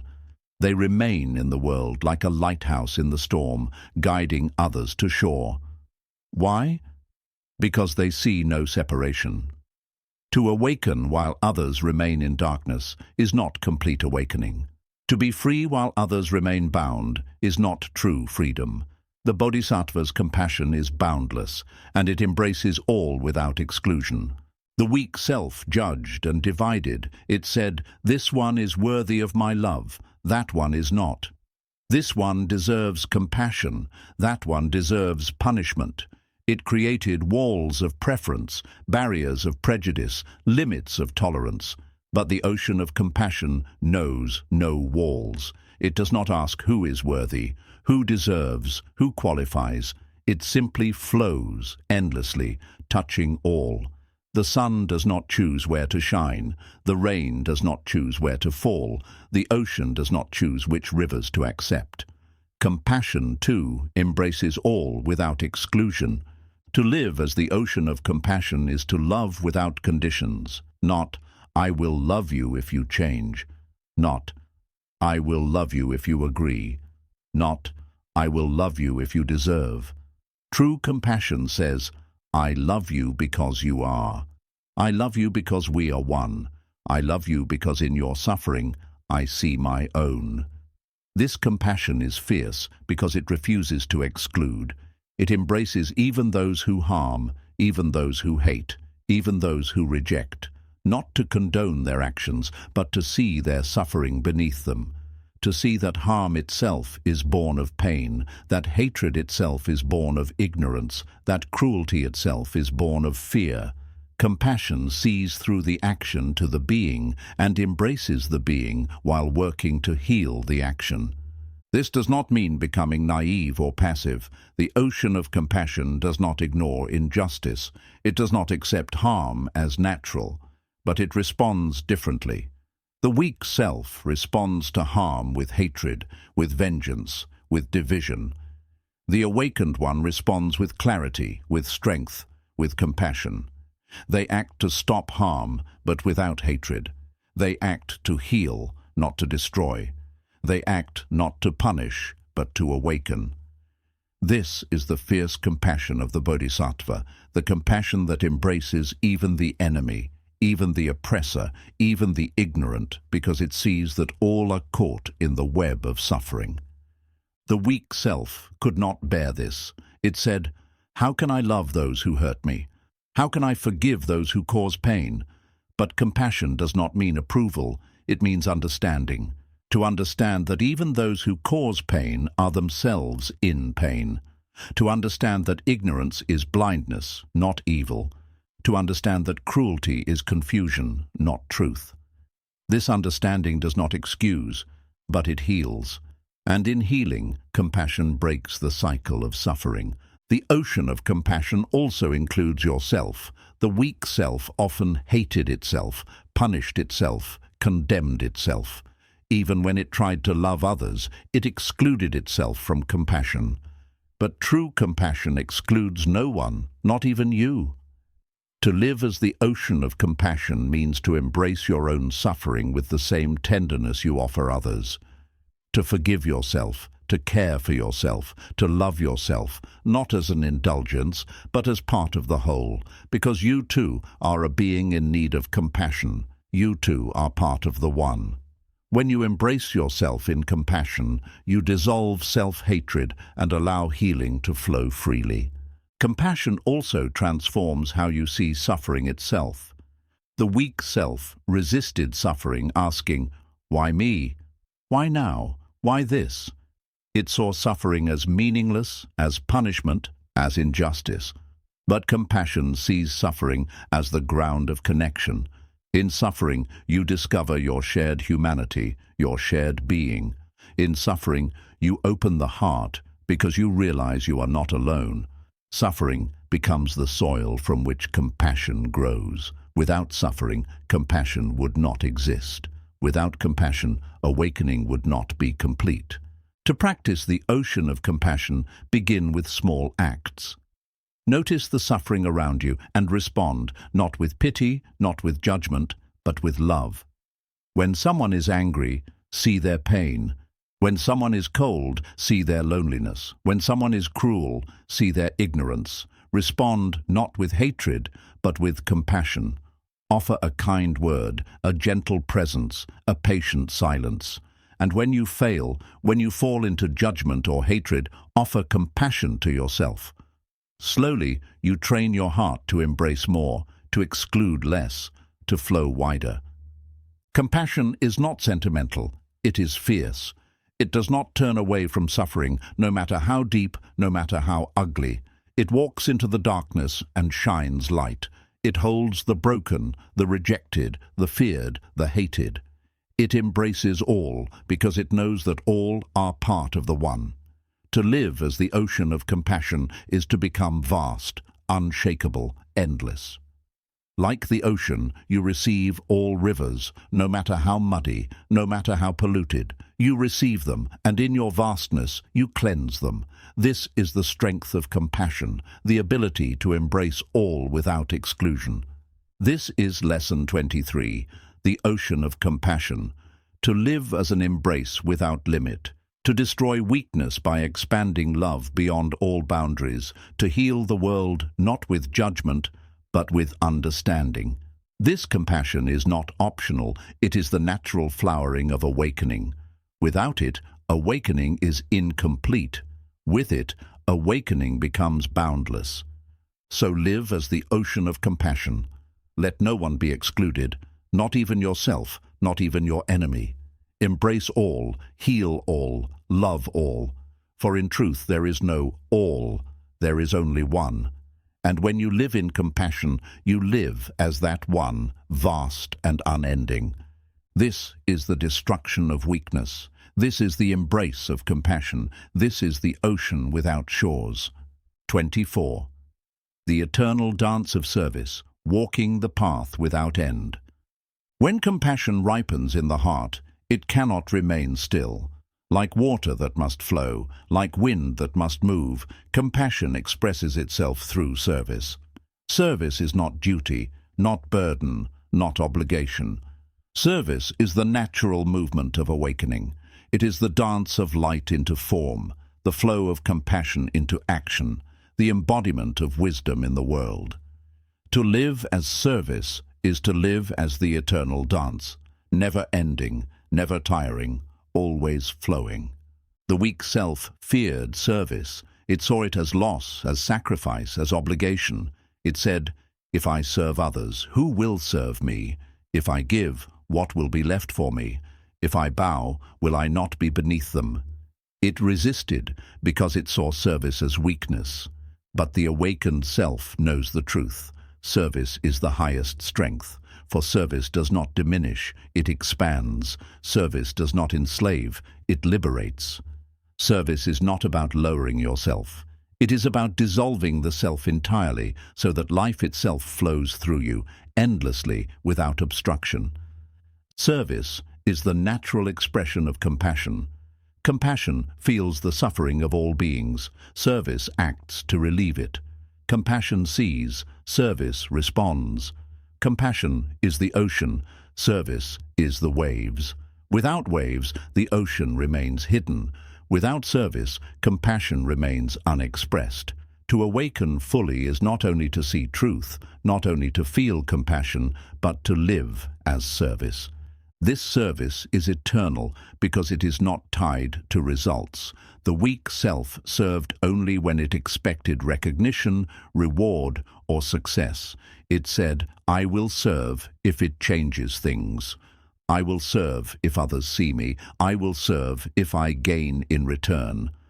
But true service asks nothing. It does not measure, it does not calculate, it does not demand. It serves because service is its nature, just as the sun shines, just as the tree gives fruit, just as the river flows, the awakened one serves, naturally, endlessly, joyfully. This does not mean that service is always grand or visible. True service is often small, humble, unseen.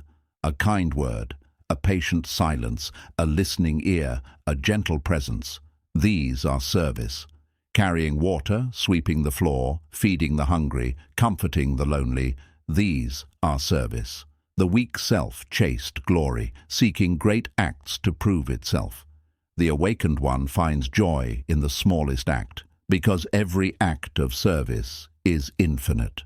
The ripple of one kindness spreads endlessly, touching lives far beyond what you can see.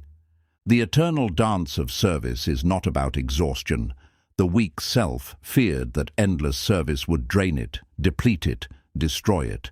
But the awakened one discovers the opposite. Service renews, service energizes, service uplifts. Because in service, you step out of the prison of self and merge with the flow of life. You stop hoarding energy and instead let it circulate. And in circulation, energy grows. Just as a river remains pure by flowing, just as the breath remains alive by moving in and out, so too does life remain vibrant through service. The one who serves endlessly is not drained. They are nourished by the eternal dance. This is why many masters chose lives of service. The Buddha did not retreat into solitude forever after awakening. He walked, he taught, he served. For 45 years, he gave himself to the path of service, tirelessly, without end. Why?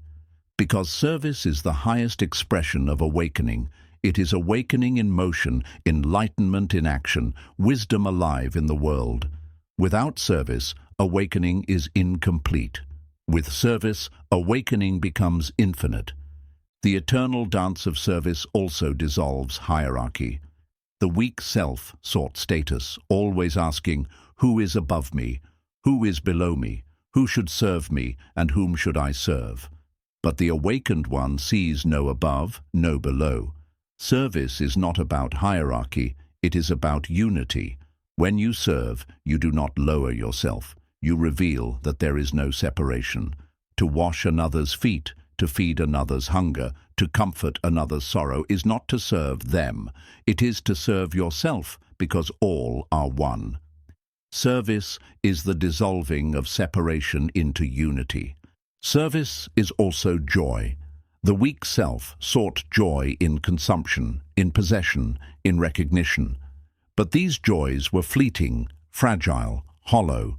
The awakened one finds joy in service because it is joy that cannot be taken away. When you live for yourself, your joy depends on gain, and so it is always threatened by loss. But when you live as service, your joy depends only on giving, and so it is endless, because giving never ends. Each act of service renews joy, because each act dissolves self. This is the eternal dance. Endless service, endless joy. The eternal dance of service is also fierce. It does not turn away from difficulty. It does not retreat from challenge. To serve is to enter the world's suffering, to face pain, injustice, ignorance. It requires courage, patience, resilience. The weak self avoids suffering, seeking comfort above all.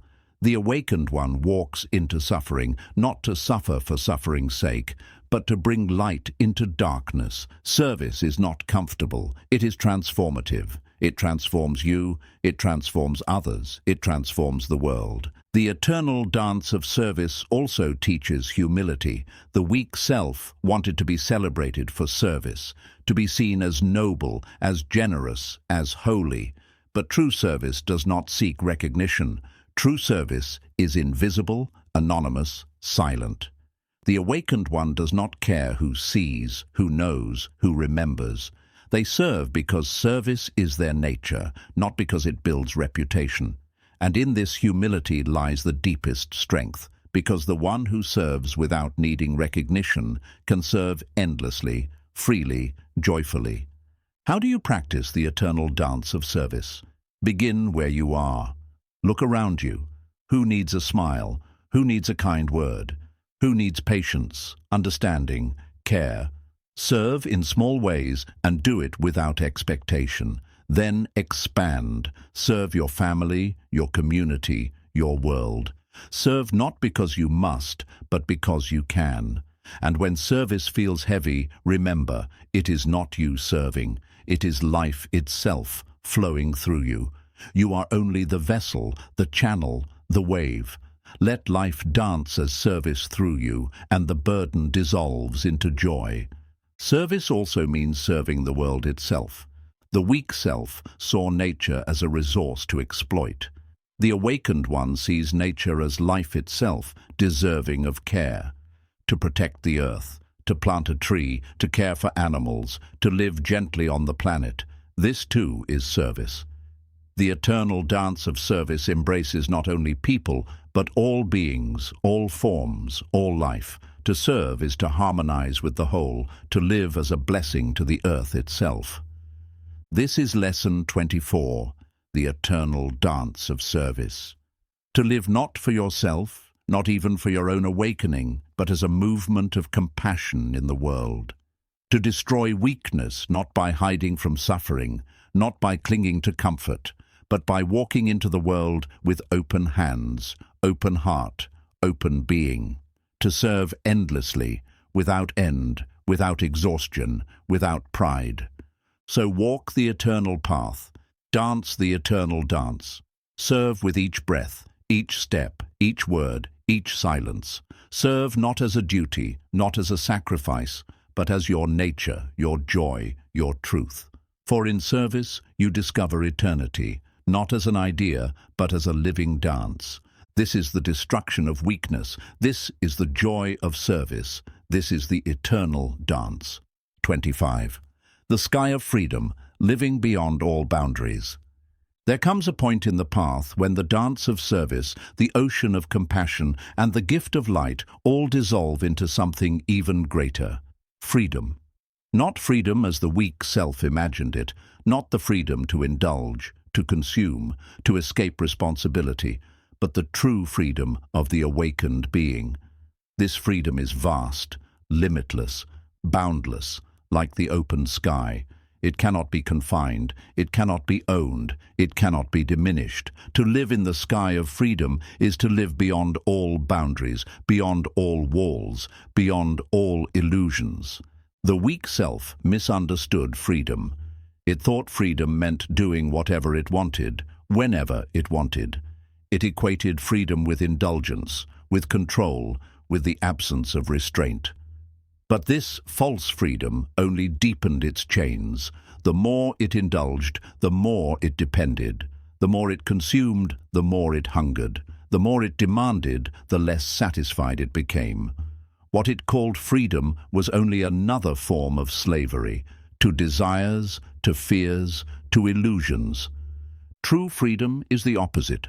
True freedom is the end of slavery, not by satisfying desires, but by transcending them, not by controlling life, but by surrendering to it, not by escaping responsibility, but by living beyond self. True freedom is not the license to act, but the liberation from clinging. When you cling to nothing, when you resist nothing, when you fear nothing, you are free. This freedom is like the sky. The sky does not cling to the clouds. It does not resist the storms. It does not fear the night. It remains vast, open, unshaken, no matter what passes through it. Thoughts come, emotions come, circumstances come, like clouds, like storms, like stars. But you remain the sky, vast and free. The weak self mistook itself for the clouds, rising and falling, shifting and vanishing. But the awakened one realizes, I am not the cloud, I am the sky itself. Living in the sky of freedom means living without boundaries.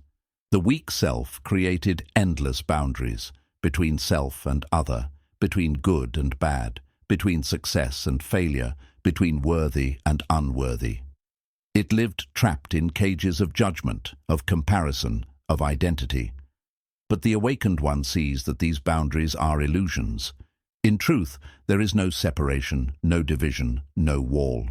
All beings, all things, all moments arise in the same vast sky. To live beyond boundaries is to see unity, to live unity, to embody unity. This freedom also transforms fear. The weak self feared loss, feared rejection, feared death. But all fear depends on boundaries, on the idea of me versus world, life versus death. When those boundaries dissolve, fear dissolves. For in the sky, what can be lost? The clouds shift, but the sky remains. The storms rage, but the sky is untouched. Death comes, but it only changes the clouds, never the sky. When you live as the sky, you no longer fear. You are vast, eternal, free. The sky of freedom also transforms how you live in the world. The weak self was always calculating, always strategizing, always controlling. It lived as if in a prison of its own making, always watching the bars, always fearing the walls. But the awakened one walks freely because there are no bars, no walls. Even when the body is confined, even when circumstances are limited, the awakened one is free, because freedom is not external, it is internal. No one can give you freedom, no one can take it away. It is your nature, waiting to be realized. This freedom is not emptiness as nothing, it is emptiness as vastness. When you live as the sky, everything is included. You are not bound to identity, but you can play any role. You are not trapped in form, but you can embody any form. You are not fixed, but fluid, infinite. This is the paradox of true freedom. By letting go of self, you gain the freedom to be everything. The weak self clung to roles and identities. I am this, I am that. I must remain consistent, I must protect my image. But the awakened one is free to flow. Today a teacher, tomorrow a student. Today silent, tomorrow speaking. Today serving, tomorrow resting. Nothing fixed, nothing clung to. Like the sky, you can hold the storm, the rainbow, the stars, without preference, without limit. This is true freedom, the freedom to be all things, because you are attached to none. Living in the sky of freedom also transforms service itself. Service no longer feels like burden or obligation, it becomes play. You serve not because you must, but because you are free to. You give not because you are bound, but because you are boundless. Service flows naturally, joyfully, effortlessly. You serve like the sky holds the clouds, without effort, without resistance, without end. This freedom also means forgiveness of all.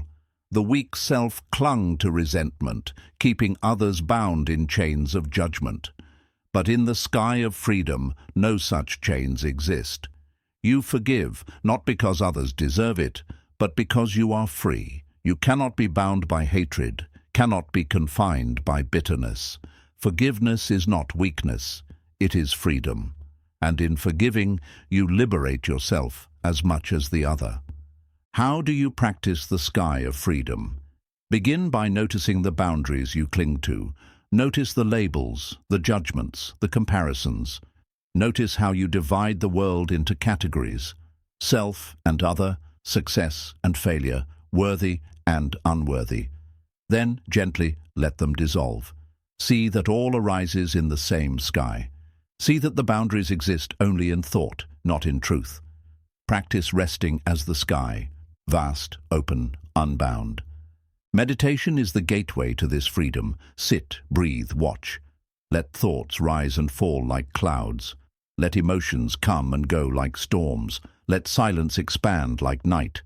And in the midst of it all, notice the sky, unchanging, vast, free. Rest as that. The more you rest as the sky, the less you cling to the clouds. The less you cling, the freer you become. The sky of freedom is the culmination of the path, but it is also the beginning. For freedom is not an ending, it is an opening.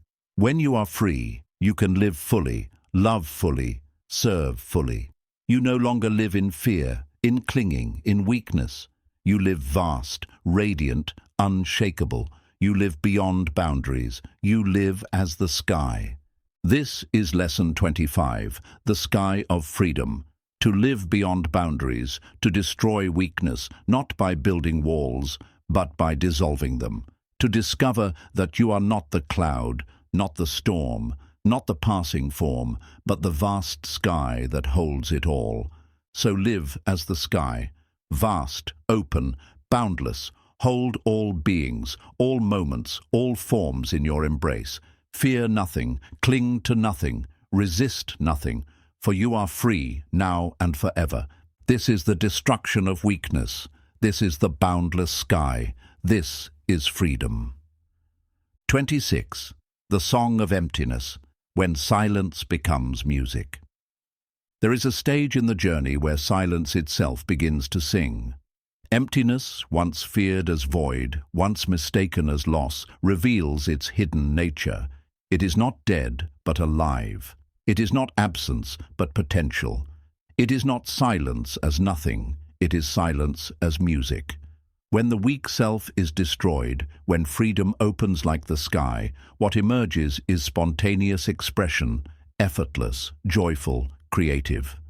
This is the song of emptiness. The weak self once feared emptiness. It thought silence was death, void, annihilation. It clung to noise, to distraction, to constant motion. It filled every space with words, every moment with thought, every silence with sound. It feared what it could not control, and so it fled from emptiness.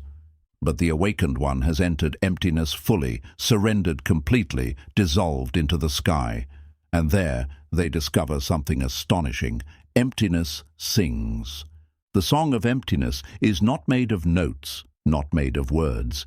It is the song of being itself, vibrating through all things. It is the rustle of leaves in the wind, the rhythm of waves on the shore, the hum of insects in the grass. It is the silence of mountains, the stillness of stars, the breath rising and falling in the chest. It is not a song you create. It is a song that is always already playing, and when you are free, you begin to hear it. This song does not need effort. It is not performance, not artifice, not struggle. It arises naturally, like laughter, like tears, like wind. The awakened one does not force it. They simply let it flow. Their life becomes a song. Their being becomes music.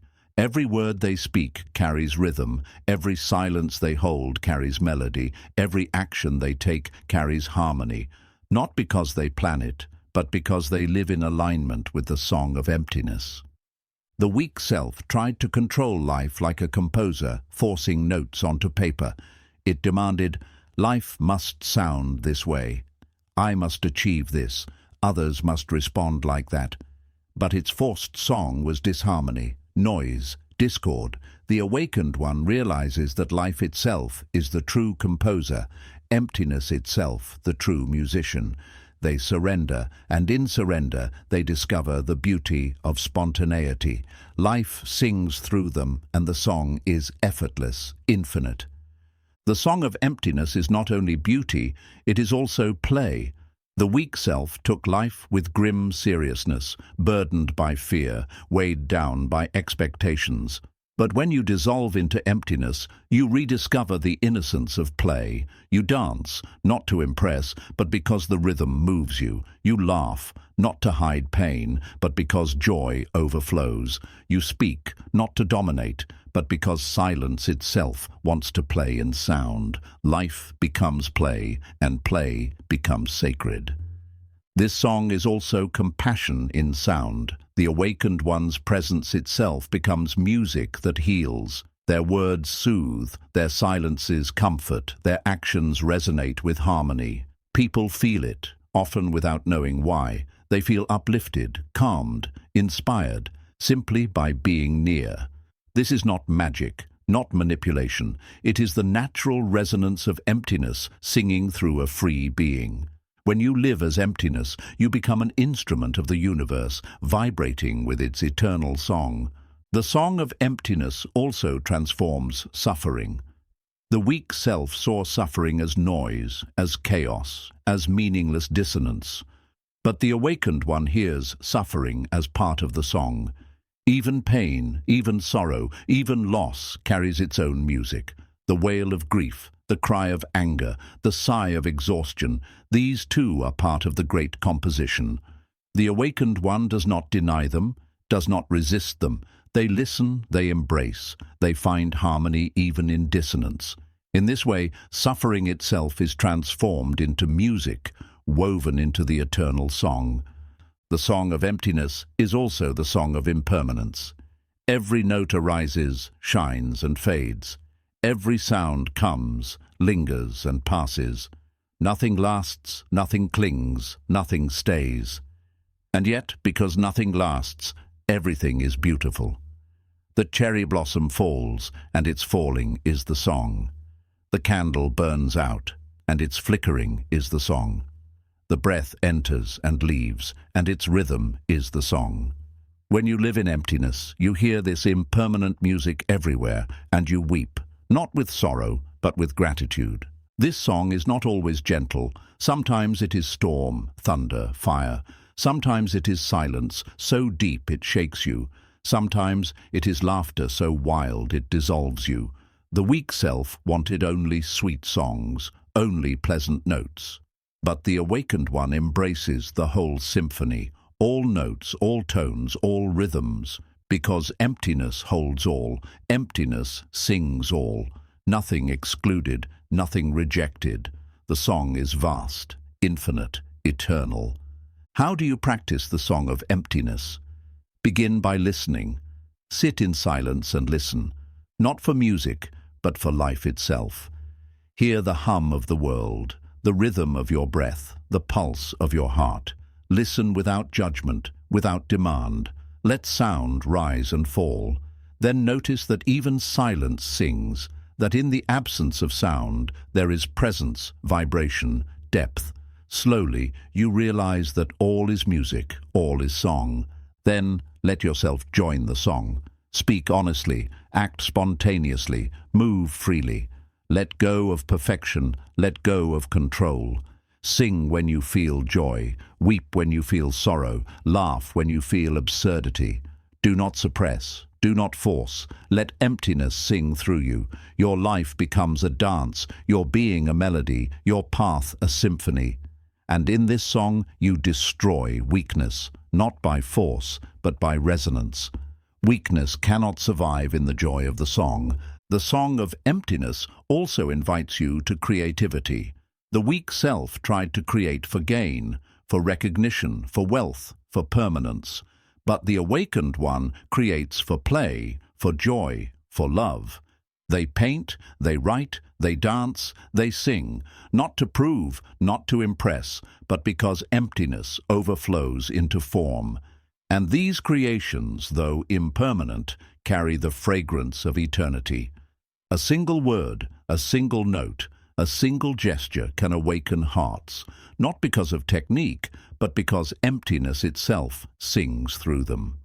This is why art, poetry, music, and dance have always been close to the path of awakening.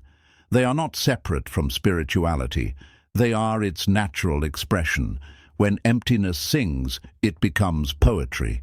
When it moves, it becomes dance. When it flows, it becomes music. When it stills, it becomes silence. The awakened one does not distinguish. Life itself is art, and art itself is awakening. This is Lesson 26, the Song of Emptiness. To live not as silence alone, but as silence that sings. To discover that emptiness is not void, but melody. To let go of control and let life sing through you. To destroy weakness not with force, but with joy. So live as music. Let your silence be song, let your words be rhythm, let your actions be melody. Play with life, dance with existence, sing with the cosmos. For you are not apart from the song, you are the song itself. And when you realize this, every breath, every step, every moment becomes music, eternal, infinite, boundless. At the end of this long journey, you stand where you began, but you are not the same. You are the same body, the same mind, the same person to the eyes of others, and yet, within you, everything has changed. The weak self has been burned, layer by layer, illusion by illusion. The masks have fallen, the cages have broken, the shadows have dissolved. What remains is not emptiness as loss, but emptiness as fullness. What remains is not weakness but strength, not illusion but truth. You began by carrying the weight of your past, the chains of attachment, the ghosts of failure, the prison of identity. You feared change, you clung to comfort, you hid in weakness. But as you walked each lesson, you surrendered piece by piece.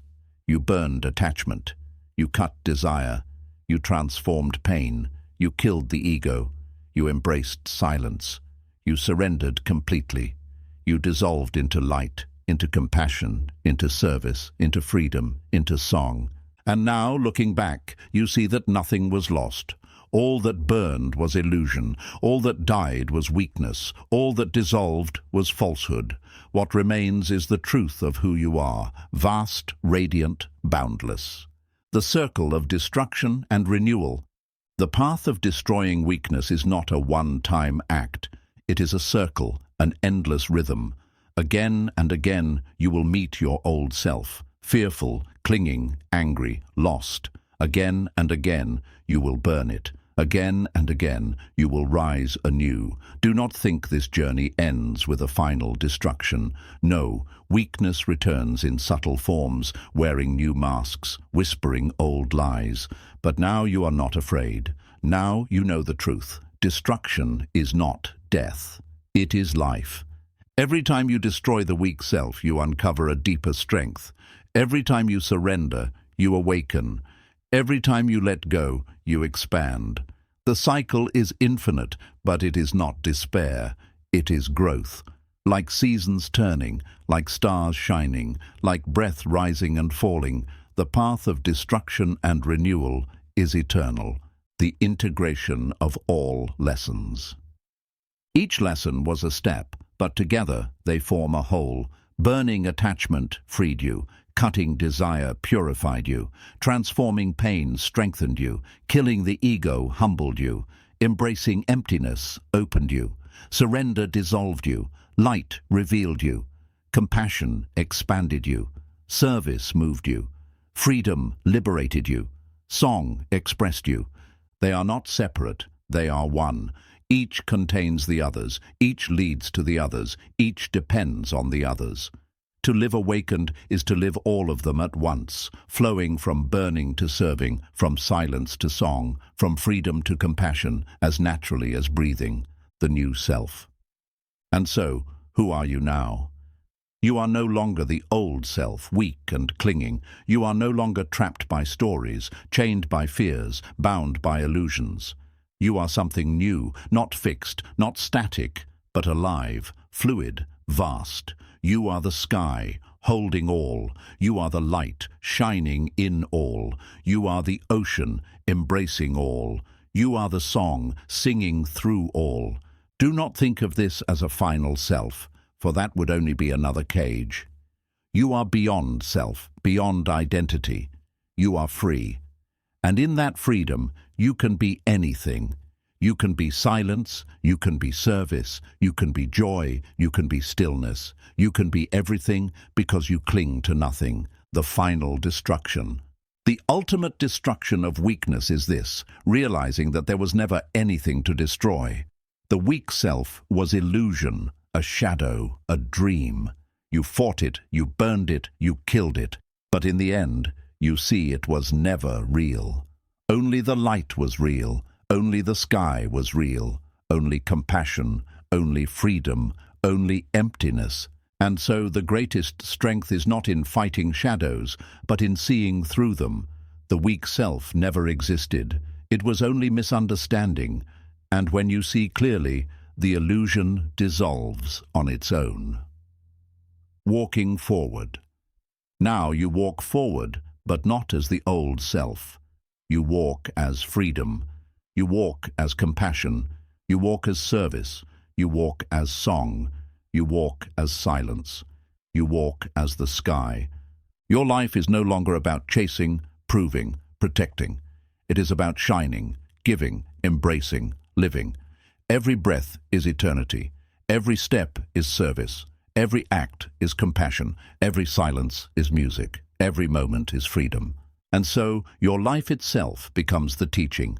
You no longer need to speak it. You embody it. You no longer need to prove it. You radiate it. You no longer need to defend it. You live it. The return to the world. The journey is not about escaping the world.